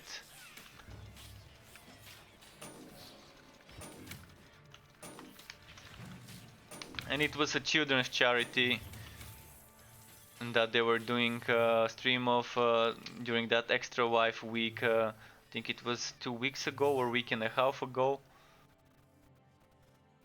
I need to go to the goblin stash, by the way, so let's go there. Why do I only see one quest here? That's weird. I thought I was gonna get more quests from this notice board. We gotta kill goblins, we gotta free some alpacas. So why Which do is you probably play this gonna be in instead of stash. Pro? You like this game better? Path of Exile I don't like because I lose XP when I die. This is the only thing that makes this game more fun to me to play than Path of Exile. Also in Path of Exile only a few builds are meta and worth playing, the end game content, the higher level content. So there are so many skills in the skill tree, there are so many skill gems, and the balance in Path of Exile is abysmally bad when it comes to certain skills being trash tier, other skills being god tier. There's a huge difference between the weak skills and the strong skills. Also, Path of Exile is currently more of a playing Monopoly game. It's more about the trading of items and that as opposed to collecting the items. And of course there's so self-found leaks and everything, but I really don't enjoy playing Path of Exile as much as I do enjoy this unfinished alpha game, which can tell you more about my preferences, I guess, just hearing this. The last time I played Path of Exile was the Synthesis League, and everyone was hating on the Synthesis League. I was one of the few people who actually enjoyed the Synthesis League, who enjoyed the new content they gave us with the Synthesis League. So, yeah. It was weird, but I don't think I'm gonna be going back to Path of Exile unless they remove the XP walls or they make a league that you don't lose XP. Even if it's the so self-found league, I would love to play a league where I don't lose XP when I die. It just doesn't feel right to me. I know why it's there. I know because the whole point of the competitive aspect of Path of Exile is to see who would reach level 100 first and all of that, all those races. That's why I understand they would never remove the XP walls on that penalty. And it's just too frustrating when you spend 8 hours trying to get 80% XP, almost getting that level up, and then you get tired, you die 4 or 5 times, and then you end up losing 8 hours worth of progress or something. Just feels frustrating not being able to go. I mean, the highest I've went on Path of Exile before quitting and just leaving the league each time I tried was level 97. And of course I can care bear and do low tier maps, like do tier 10, tier 11 maps or anything like that. But that's no fun, doing low tier maps for XP. But yeah, I know it's an option, I know I can just push lower level content, but I'm not competing. I mean, when I play Path of Exile I really don't care about the league rewards. I just wanna hit max level, check a maxed out build and start messing around with switching my skills with that level 100. I know I can use a build calculator to do this, but it's different playing a maxed out character and messing around, experimenting with builds on there, instead of having to use the build calculator to do that. And this is just my personal preference. Path of Exile is better suited for hardcore players instead of for casual players like me. And I do consider myself a casual player when it comes to ARPGs and stuff. I don't like the game punishing me too much, and I don't like the game rewarding me that easily. So I do still like having a challenge, but I like the punishments to be reasonable. And yeah, the whole trading Path of Exile, I found myself when I played the game, I found myself trading too much. I kept nudging towards the whole trading aspect, and instead of enjoying the game and playing the game and farming items, I kept ending up going back to my base to trade items to people, which was kind of, it's not fun for me. And if I don't do that, I don't get steady income of resources. The another thing I don't like about Path of Exile is the very bad upgrading, enchanting, crafting system. It has too many RNG on top of RNG on top of RNG on top of RNG. So if you want to get one of the best items, you're better off buying them from someone who actually made it and spent hours and hours trying to farm. And I just too much RNG there, too much work for too little reward. Together with too much punishment for a little mistake that you might end up making. The game also kept crashing on me every now and then. It also kept disconnecting me every now and then, and that only happens there. I don't see that happening in other games. I mean, when I play Warhammer Chaos Bane or this game, I might get the occasional crash, but yeah. I kept changing my servers in Path of Exile as well. And sometimes I would have good ping, good frame rates, etc.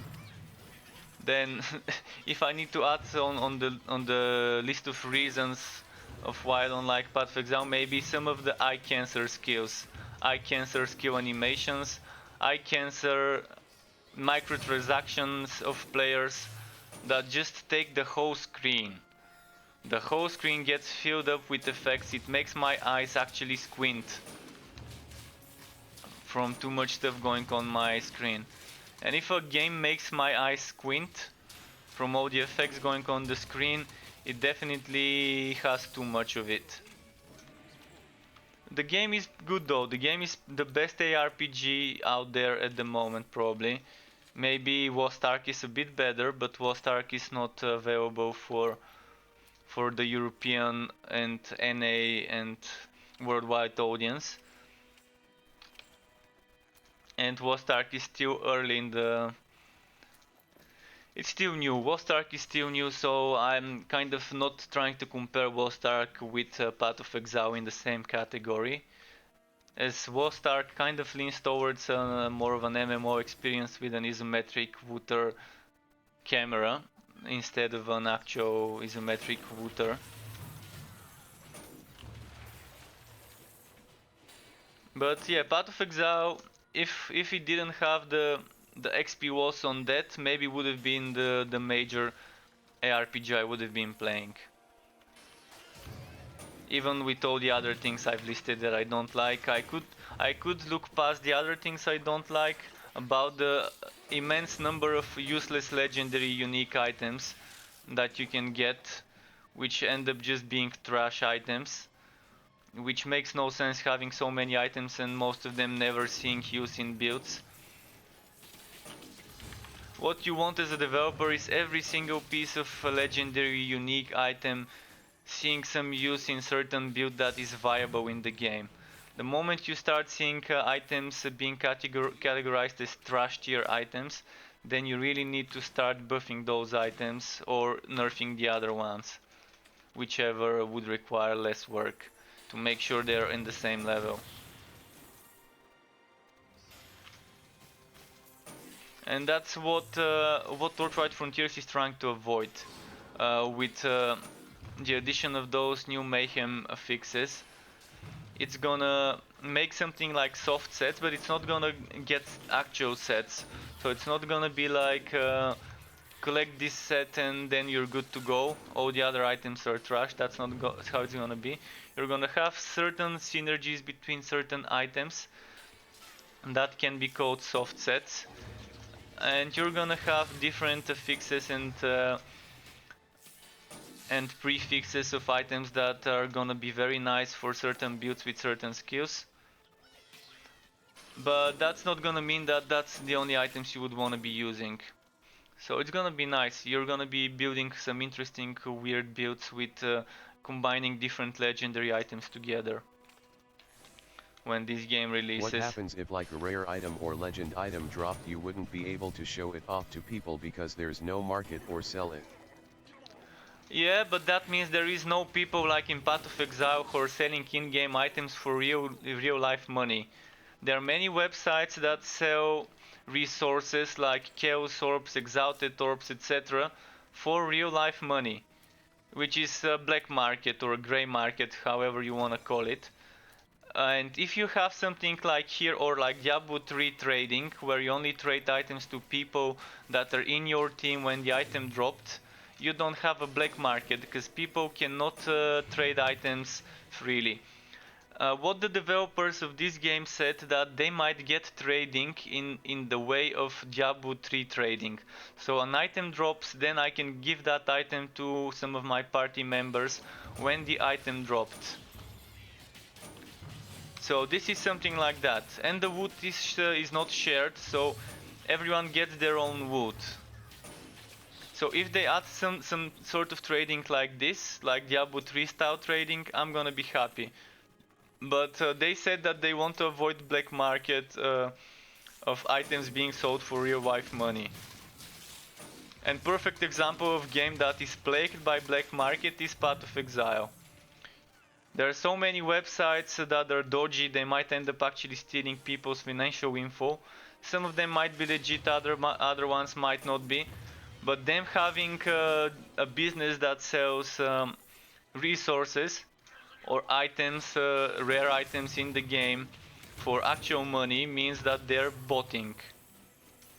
They're using bots to farm items and stuff like that, just so they can earn money. And that's just bad practices. And the only way to prevent this from happening is to kind of limit the trading. Or players making money off the game. Well, the developers making money off the game is fine. But if it's illegal to sell items, and I believe it is illegal in Path of Exile to sell items, I mean, it's Diablo 3 all over again with that auction house with real life money. That was in the first versions of Diablo 3. That got removed later on. But except this time it's not official, it's unofficial, and people are actually using bots to do that. So they're botting to get that done. So what you're seeing here is not legendary items, it's ember cores. Those ember cores are used to craft relic weapons like this one.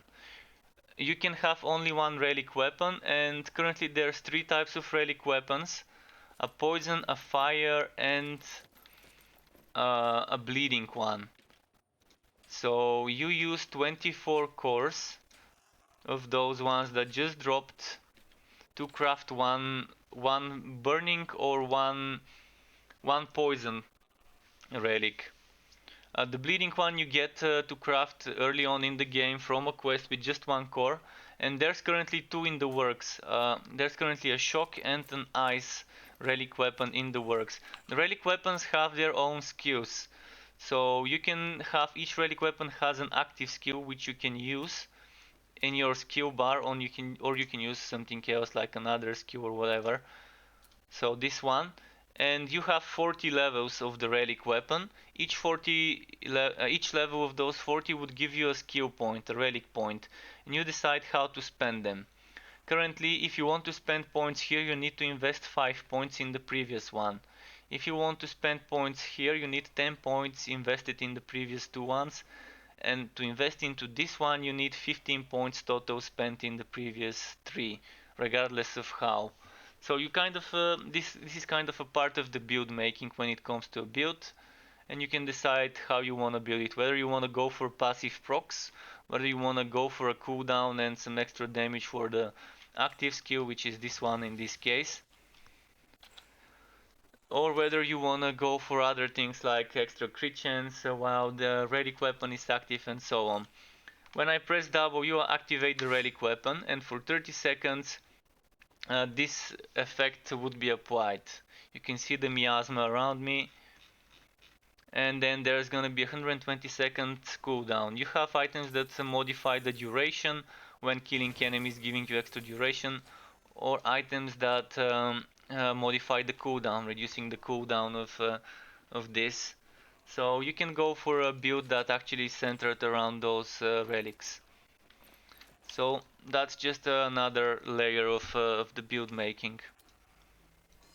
I mean, there's a lot of good things about Path of Exile. Don't get me wrong, I'm not hating on the game. I actually like a lot of the stuff of the game. It's got years and years of development behind it, and I actually played alpha, or not alpha, closed beta. The first time I played Path of Exile was in the closed beta. I actually won a key, I think around Christmas 2013 or 2012, or whenever it was long ago. So my first account was back in the closed beta, back when we only had Act 1 and Piety was the final boss of the game back then. So imagine how long that has been.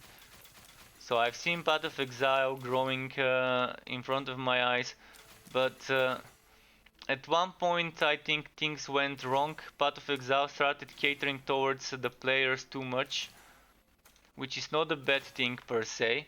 It's just that the players, the majority of the players, prefer different things than I do. And that's fine, everyone is free to prefer whatever they want. And I'm just finding games that give me the things I like and don't have the things I dislike. And this game so far has less things I dislike than some other ones. Warhammer Chaos Bane is another ARPG I'm liking.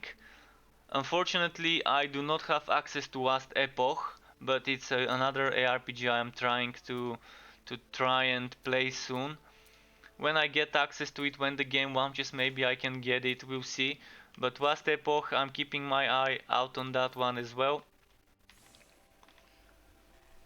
So far, Warhammer Chaos Bane I would not recommend buying for the full price, but if you want a few hours of gameplay and maybe some fun every now and then with the end game, Chaos Bane is not a bad game if you can get it discounted, and you can even play it with multiple people on the same PC. So if you have a brother, a girlfriend, a wife, children, etc., you might want to play the game with, Warhammer Chaos Bane can give you that.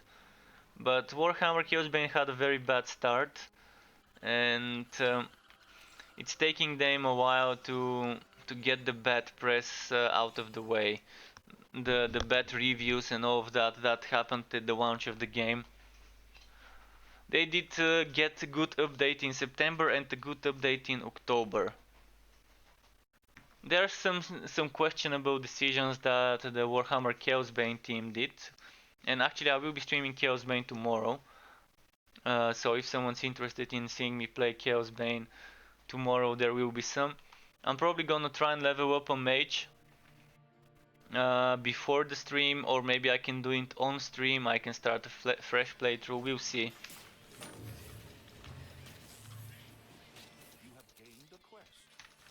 Ideally, I would be leveling up the mage off stream, so I can rush it, do it quicker, without much distractions. And then I would have it ready at level 50 for the stream, so I can start farming gear for it. It will take a while, but we'll see. What's my quest here? Ostian Sepulcher. Alright, let's go there. Let's go there, let's kill that skeleton dude.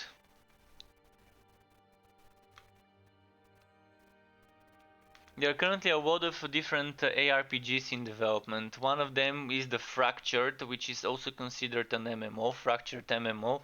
It's like a Kickstarter kind of game. Then there's Kill Squad. Then there's what else was it? I keep forgetting the names of some of those. There's quite a few of them though, quite a few currently in development. Some of them Kickstarter games, others not. I'm really looking forward to those Kickstarter games actually making it becoming more popular, because competition is good.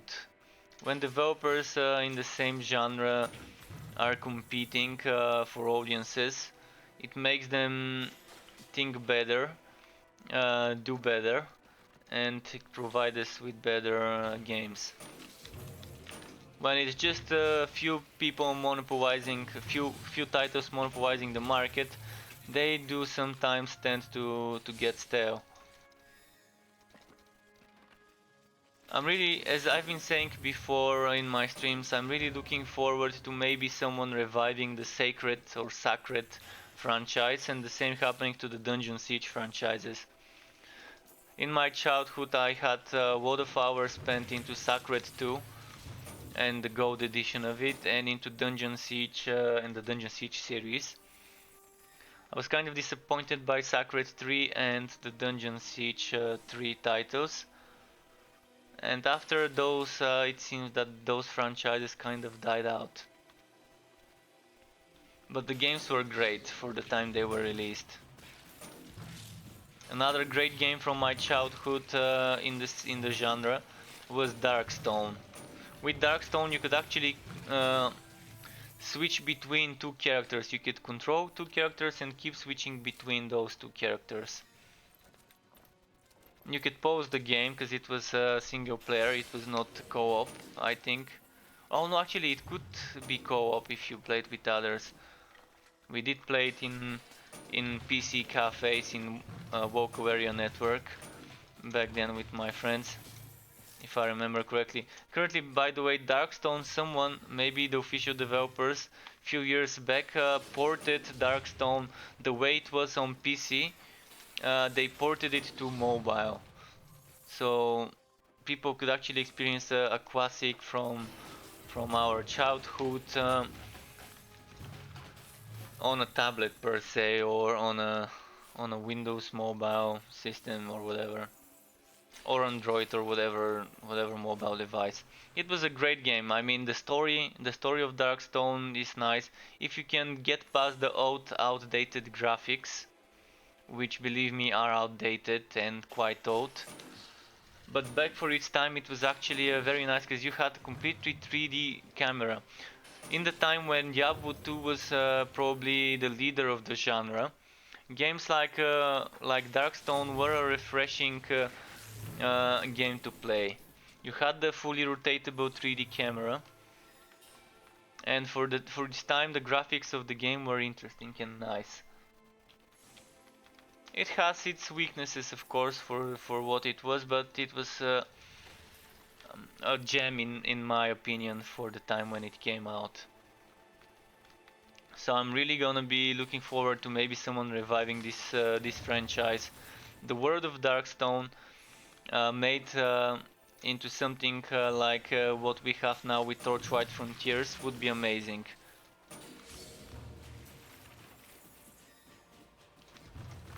So a proper co-op Wooter ARPG is what I really want to see from the Sacred developers, from the Dungeon Siege developers, and from the Darkstone developers. And in the age of Kickstarter, they can always try and crowdfund a game.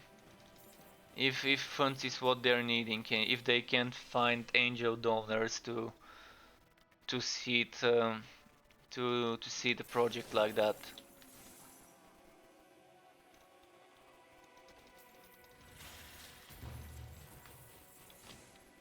Alright, let's see. What I'd also like to see is maybe an isometric ARPG in the Elder Scrolls universe or isometric ARPG in the Witcher universe. That might be an interesting project if Bethesda or CD Projekt Red decides to make something like that. If they wanna aim for that type of market. Although they got their hands busy on other games, I guess.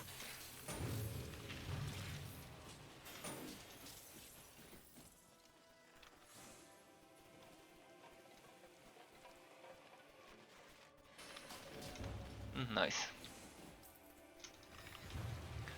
And as you can see, even though Torchlight Frontiers is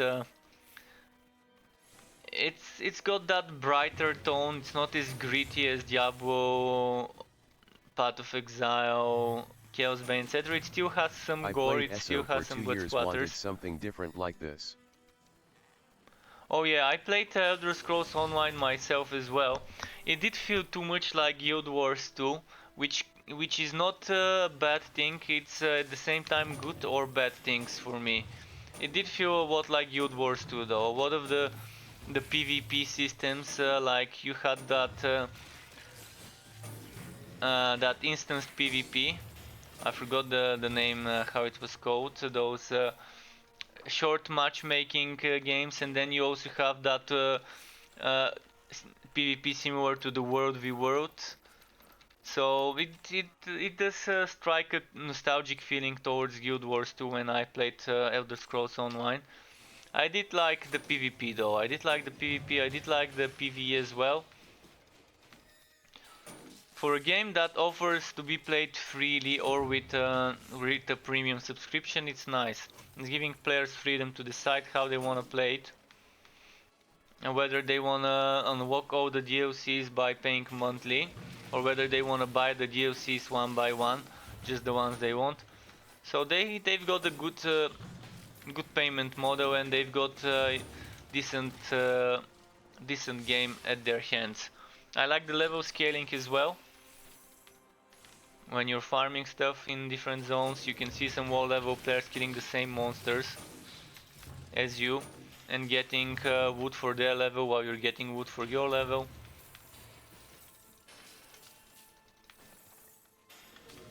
Although currently I'm trying to stay away from the more MMO-ish experience. I'm trying to go for more ARPG wooters, because with MMORPGs there's a lot of time investment needed to get rewarded, to get all the gear you want for a certain build. Whereas with ARPGs, the time investment in most cases, even if you don't invest that much time, you can still kind of have decent rewards. So it's not as grindy, it's not as hardcore when it comes to gearing up, to leveling up, and to completing stuff. In MMOs you would often have huge raids and long dungeons that would take hours or at least half an hour per dungeon. When it comes to raiding, there's dungeons that completing a raid would take over an hour. And this is normal for MMOs, whereas when it comes to RPGs, you see sometimes a map would take you a few minutes, and then you can start a new one, and then you start a new one, and so on. So it's a bit more fast-paced. And I'm currently trying to stay away from the MMOs and go for the more fast-paced combat. That's why I'm going for wooters, like wooter shooters like Borderlands, or wooters like Diablo, Path of Exile, etc, etc. Torchlight, Chaos Bane. Okay, let's destroy some items. Let's woot. I can't open this one. Unfortunately, this got glitched. It should have allowed me to open this as soon as the boss died. And since I've done some stuff on the mage, I'm gonna go grab those grubs, go to my fort, then complete those quests I've got. And after I complete those quests, Actually, I might as well do it now. I'm gonna switch to the Rail Master because I've got like 20 minutes or so of streaming left for today's session. I did stream earlier today in the afternoon. I did stream some Borderlands, and this is my second stream of the day. So I'm getting a bit tired even though I did rest in between the streams. I'm gonna quickly show you some of the Rail Master because I played on the Forged, I played on the Disc Mage. It's time to do some Forged, not Forged but some Rail Master. So let's get, oh, this is in the pet, never mind. Let's break this gear down.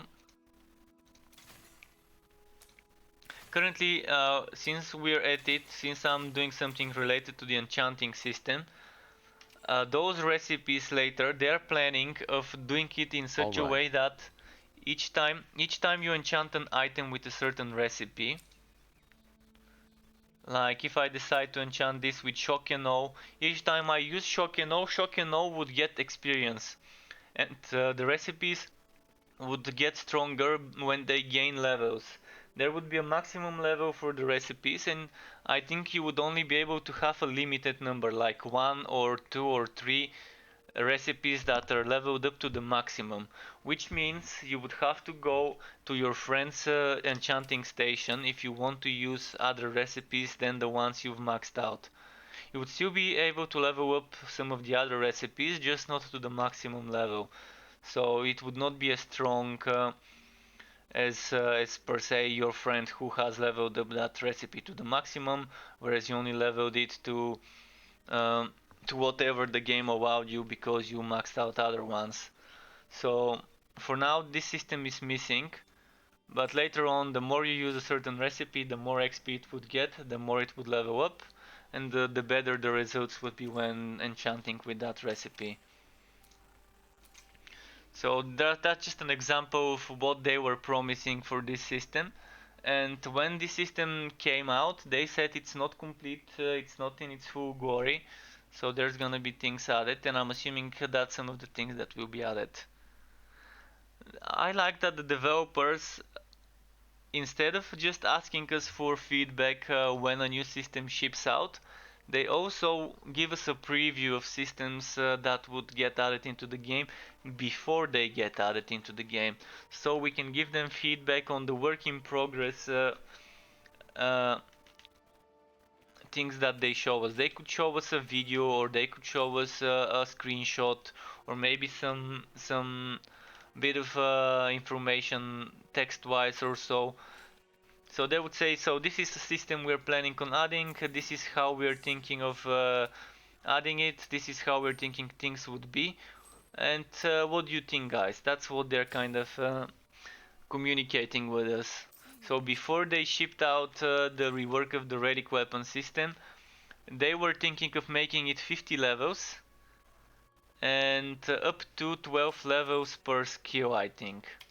And and not just someone, I think multiple people said, why not have it 40 and then have the maximum level of certain things be 10.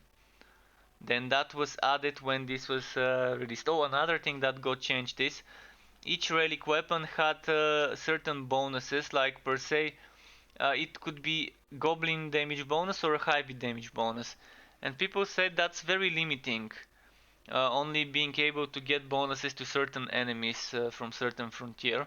So they changed it to have different things like increased chance to bleed, poison, burn, and increased crit chance or increased health on kill, and so on, depending on the relic weapon. So that's just some examples of things changing before they even got introduced into the game, based off of player feedback. So when I see that level of communication between the developers and the gamers, the community, I'm really happy. So we need to collect goblin gunner firing pins and grubs. This can be done in any zone, so I'm just gonna move on to the next one.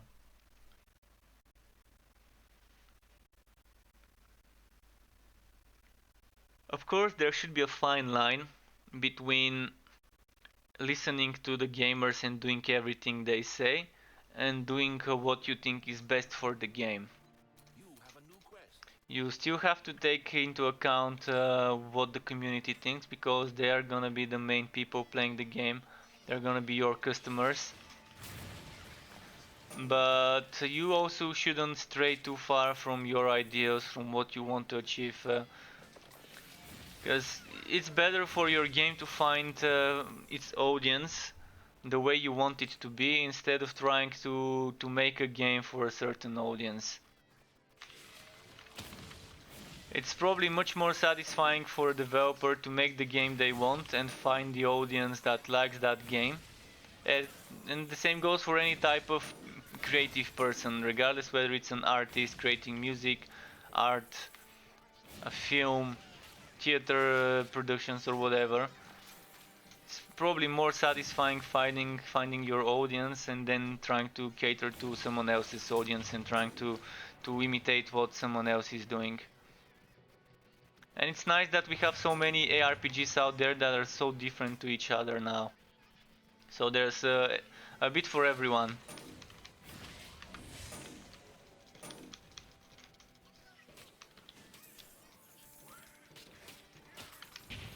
Alright, let's see. What's this? I can't put it. Here, there we go. Yeah, this is another thing I would like to Don't see, you and I get think I've lonely? I suggested feel it. they should have a hub mode in this game.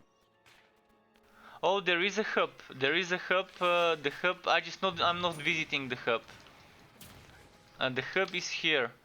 Just a second. I'm just gonna show you. I'm just gonna go to the town. Travel Point is the hub, but keep in mind, Travel Point is not exactly the same for everyone. There's multiple instances of the same hub. So this is the hub, and there would be other people here running around. If there are people visiting it, but there's different seats. So each time I travel to a certain public map, there would be other players if they are in the same seat. So this is a public hub, a town. This is a public zone. There's other people running in this zone. Not just people from my party, but other parties can be in this one. So 1, 2, 3, 4, 5, 6 public zones in this frontier. And then when I go to the hybrid frontier, there's another 6 public zones. And those public zones are connected by public passages, which are also public access. They're just kind of a passage where when you go to it, there's someone else's fort. So I'm just gonna show you in the Goblin Frontier. I'm gonna go to this place right here, just so you can see what it is. It's like a junction, a connection between the two public quest zones. And we can also see some other people here if they are at the same place at the same time. See this guy, this is someone else here, Danny Racula, someone playing on a Dusk Mage. And while being next to this guy, I'm benefiting from that extra 15% wood chance. Actually, it's not a Dusk Mage, it's a Realm Master. And this is someone else's fort. Look at that guy's fort. He built it very nicely, a lot of stone floors. I actually like using the stone floors myself. This is where he put the tree of work. This is where he put some of his statues. So let's see, where is his enchanting station? Can I use it? Can I see what recipes he's got? Oh. So this is someone else's fort. It's built way differently than mine. So this is like the home base. What so are forts for? The forts are like the home base or the hideout in Path of Exile. So you have different stations. You have crafting stations like this. You can turn resources which you gather into tier 2 resources. So you have, let me show you about the resources. You have sandstone rock, ash walks, and tin nuggets. Tin nuggets turn into tin bars, sandstone into sandstone block, and ash walk into ash planks. You use those to craft buildings for your fort, or to craft certain items like relic weapons. And then you have those comet fragments, sacred hardwood, and ember ore. You get fragments from sandstone rock, from tin nugget veins you get ember ore, and from trees you get sacred hardwood. You can also get those by breaking destructibles in the world, and they're tier 3 rare resources. Another thing you have in the forts, I'm gonna go to my own fort so I can show you. If I go to my own fort, is you have wardrobes, and in the wardrobes you can store items for different builds or for different sets or whatever you want to call it. They're not actual sets, just visually. So let's say I'm on my Realm Master and I want to have my Hybrid gear in one place and my Goblin gear in another. So here I'm collecting some Hybrid items. You can see attack speed for basic attacks, major duration from shield car and so on. And then you can see on this one here I'm stacking vulnerable debuff for blasting charge, more vulnerable debuff from blasting charge, and more.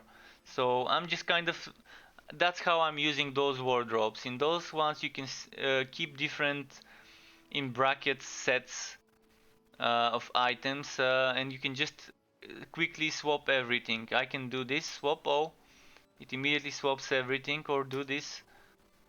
So it's kind of like wardrobes in Diablo 3. And you can craft multiple of those here under storage. So as you do different stuff, you earn those statues. Some of those are earned from the contracts, so they're limited. So you can see in this contract season we get green statues, blue statues. There's nothing different about them except the looks of it, it's still the same. And you can only access statues of your current class, so I cannot access my forged statues, and I cannot access my Dusk Mage statues with my Realm Master. You also have stashes and stash tabs, and you can also buy stashes and stash tabs. So relic storage slots, shared stash tabs, character slots, those are the only microtransactions in the game right now currently. This is the first 3 items that we received as microtransactions. Relic storage slots are where you store your relic weapons in the relic quarry. I searched some endgame TLF videos on YT few days ago and found your stream record. Thanks to Nila Grafsky. Nice for having you, Danila, in my YouTube. I hope you're enjoying seeing Torchlight Frontiers content from me. Yes, I do have and now I streams. saw you in game live LMAO. Well, I'm happy that you managed to catch me live. I've got a few more minutes. Let's do 10 more minutes quickly playing this class. It's Danaracula Carrot D. Oh, you're Daniracula. Well, I just saw you in game.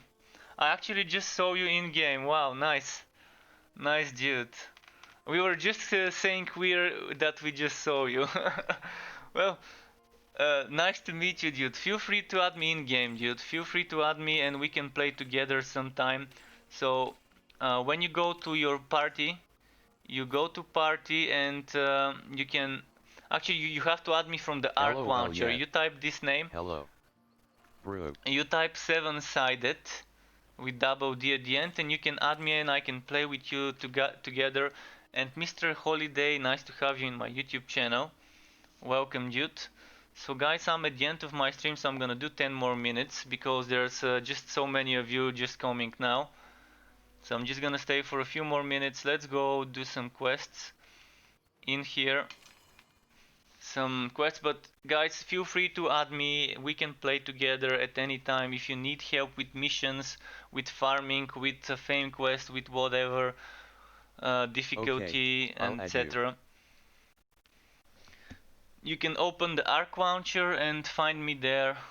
No worries, whenever I'm online I would always be happy to help. Even if I'm streaming, I wouldn't mind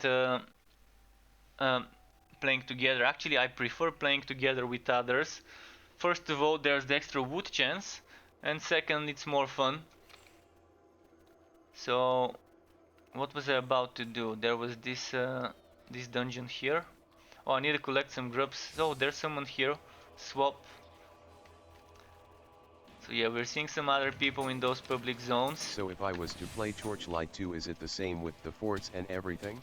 Oh no, Torchlight 2 is completely different. Torchlight 2 is more like Diablo 2. It still has co-op. It still has local co-op. Actually, you have Torchlight 2 on consoles now. You even have it on the Switch, I think. But if you play it on Steam, you have a lot of mods. So if you play Torchlight 2 on Steam, you have access to huge library of mods created by the community. But it's not open world like here. It doesn't have those open world zones. But it does have different systems. Like the pet system is a bit different. The enchanting system is a bit different. So Torchlight Frontiers is a bit different. And it still feels like a Torchlight game, but since it's still incomplete, I think Torchlight 2 might provide you a good experience for now, until Torchlight Frontiers is publicly open for everyone. Also guys, I have a giveaway going on. I'm gonna post the key again to all my platforms. Not the key, but the link to where you can sign up to win a key for this game. It is only one. I only have one key to give away, and this is the link to the giveaway page. So feel free to sign up. Feel free to let your friends who might be interested into this to sign up. Just know that unfortunately it's only one key, so on Sunday one of you lucky people who need access to the game could win this. But whenever I do get more keys, if I do get more keys, I would make sure to do giveaways again. That's kind of what I do when I get free games. If I have the game, I would give it away. If I don't need it, I would give it away. And yeah, it's always nice giving back to your viewers, giving them an opportunity to win something. And keep in mind, if you have not signed up for the game, make sure to go to torchlightfrontiers.com and sign up for the alpha if you want to play the game. And make sure to follow them on twitch.tv/playtorchlight and twitter.com/playtorchlight, which is where you can see some contests sometimes on Twitter, and on Twitch sometimes during the official streams there might be some giveaways going on, or some keys given away in the chat. It's not a guaranteed thing, but it is a possibility. I just got into the beta last week. At first I was like now I'm addicted, haha. It is Hello Eddie Styles. It is very, very fun. It's very fun, but I hope you don't get burned out on it. If you try to spend too much time on it at once, you might end up getting burned out. It looks better than 2. It doesn't have as much advanced features as 2, but it is newer, it is fresher. It has the foundations of a great game. It's up to the developers to just keep it updated well, to keep giving us fresh stuff when the game launches. For now, all they need to do is make sure they focus on getting the game ready for when it's ready. They're not gonna give us any estimated release dates for now. They used to say estimated release date 2019, but it's already been confirmed that 2019 was an early estimation and it was not accurate. And what Max Schaefer has said, they are known to be great at making games, not at estimating release dates. So for now they'd rather take their time making a good game instead of rushing a bad one. And I'm actually happy that that's how they're thinking. It seems like the publishers are not pressuring them into releasing the game, which is good. It's never good when a publisher forces a developer to release a game early. And I think that's kind of what might have happened to Chaos Bane. Because if Chaos Bane released now, it would have gotten much better reviews than when it released on June. So between June and now, look at how many months it has been, like what, 5 months? So if they took those extra 4 or 5 months before releasing Chaos Bane, the game might have had much greater success compared to the bad press the game got. I'm really hoping Torchlight Frontiers doesn't have bad press when it releases. I'm doing my best to be ambassador to the game when it comes to YouTube videos, build videos, etc. And there are some other content creators out there already, so that's nice to see that the community is growing. And whenever wait there's till my something... alpha key because I don't want to buy a key cause that's illegal. Okay, I think I added yo. Hope it's not wrong person. Yeah, Juta, I agree. I agree that I also think buying keys... buying a key may not be illegal, but selling the key for sure might be illegal. Because first of all, this is a free-to-play game. So anyone who's charging people, even if it's not illegal, it might be unethical selling keys for a game that's gonna be free to play. And since you've added me, let me quickly open up my Arc launcher and accept your invitation. Just a moment. So friends, my friends, recent. Did you type 7-sided with double D? I'm gonna type it. This one. This is my Arc nickname, Arc account name. So this is the one you need to add.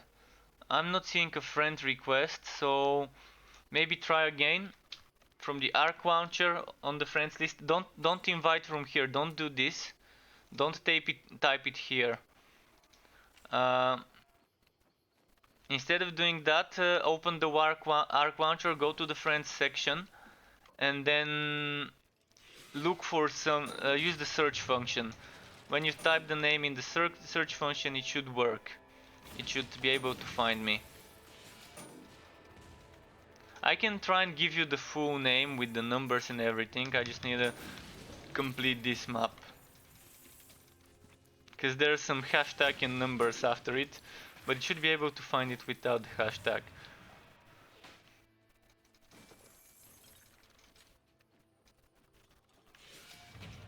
So tomorrow there will be some Warhammer Chaos Bane streaming, by the way, the game I was just talking about, having bad press at launch.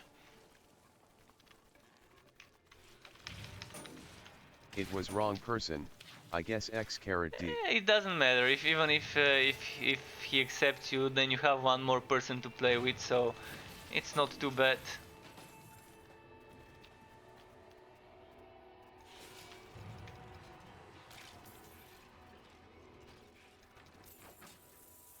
I hope there isn't people impersonating me in the game. But it's normal for people to have similar nicknames, so that's fine.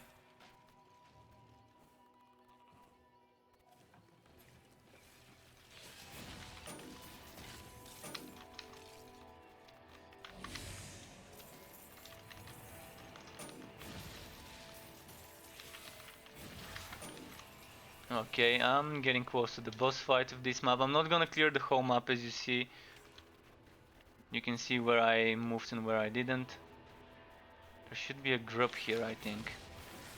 If they are means or famous, smiley face. Am I? So it's a sort of form of flattery if someone is doing that. Keep in mind that's actually not my account. This is my brother's account. He got accepted into the alpha before me. I got accepted 2 or 3 weeks later. So my own account, I've not used my own account since I already started on this one. So I'm just gonna keep playing on this account. Maybe if I do need to do some fresh playthroughs on a fresh account, I could use my own one.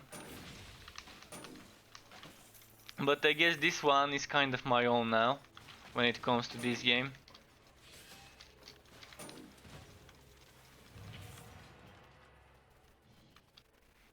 And this is actually the game that got me back into streaming. I felt like I want to be streaming again after to this level game. Efficiently, should I be leveling both frontiers up equally or just focus on one at a time? don't focus on one at a time if you want to level fast. If you want your total skill levels and your total skill points progressing rapidly, get 1 or 2 levels in one frontier, get 1 or 2 levels in the other. So as soon as you unlock the Hivit, get the Hivit to the equal level as your Goblin frontier. And then just do a few quests here, do a few quests there, 1 level here, 1 level there, because each level up in each frontier is gonna give you a total level for those skill points. So you're gonna be getting more skill points, more of those total levels. If you try to level up Hivit to 51st or Goblin to 51st, you're gonna have a bad time, because after level 30, 35, it gets slow. After 40, it gets very slow. After 45, it gets unbearably slow. And by the time you reach 50, you really wouldn't believe that you were able to do that. You wouldn't. I don't want to scare you, but I'm being realistic here. The leveling up is very bad after 30 something. It feels like MMO great leveling up instead of faction RPG leveling up. I'm really hoping they would reconsider this. I'm really hoping more people would give them feedback about the XP being slow, so they would see that the community does not like it, and hopefully change it to be I a bit got to Alpha faster. about a week ago, got my key from donating to Extra Life. Nice, I actually got this key. I'm donating from Extra Life as well. I donated some money to the Extra Life charity the other week when they were doing the charity, and I did receive this key.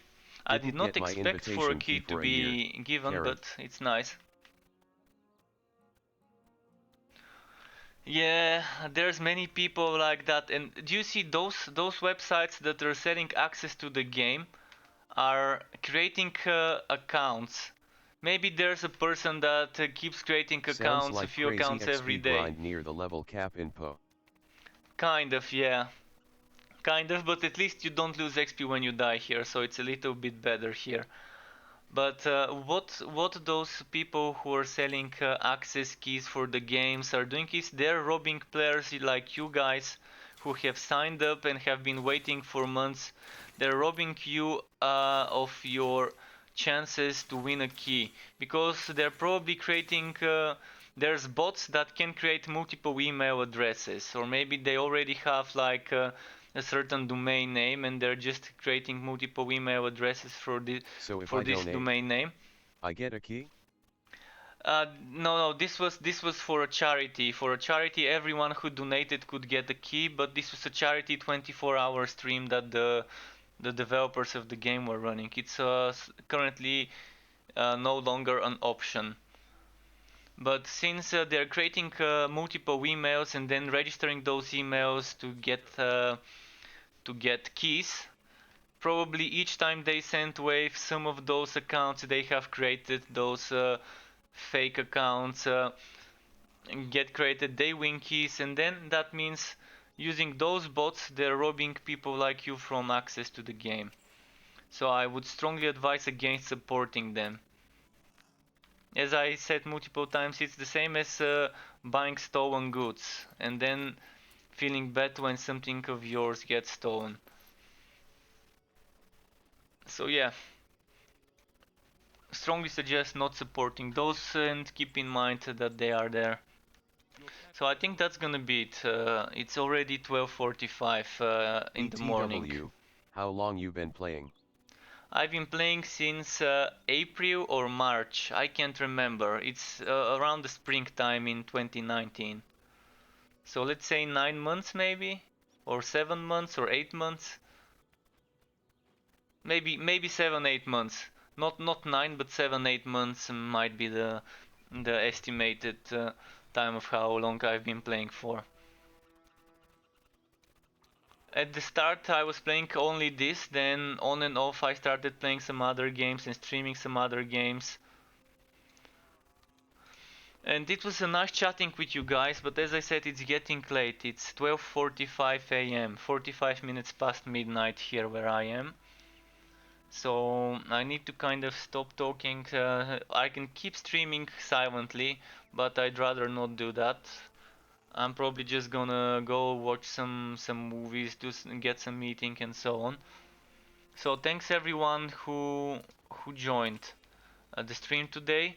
Keep in mind you can still sign up for the giveaway, and if you have some friends that you want to get into the game to play with you, if you already have access to the game, you can let them know about this giveaway too. It's Okay. helping me grow Bye. my community, Bye-bye. and Good luck. yeah, thank you very much as well for being here, for chatting, for the follows, YouTube subscriptions and everything. Until next time, Struck Up, see you around and keep it cool. Goodbye.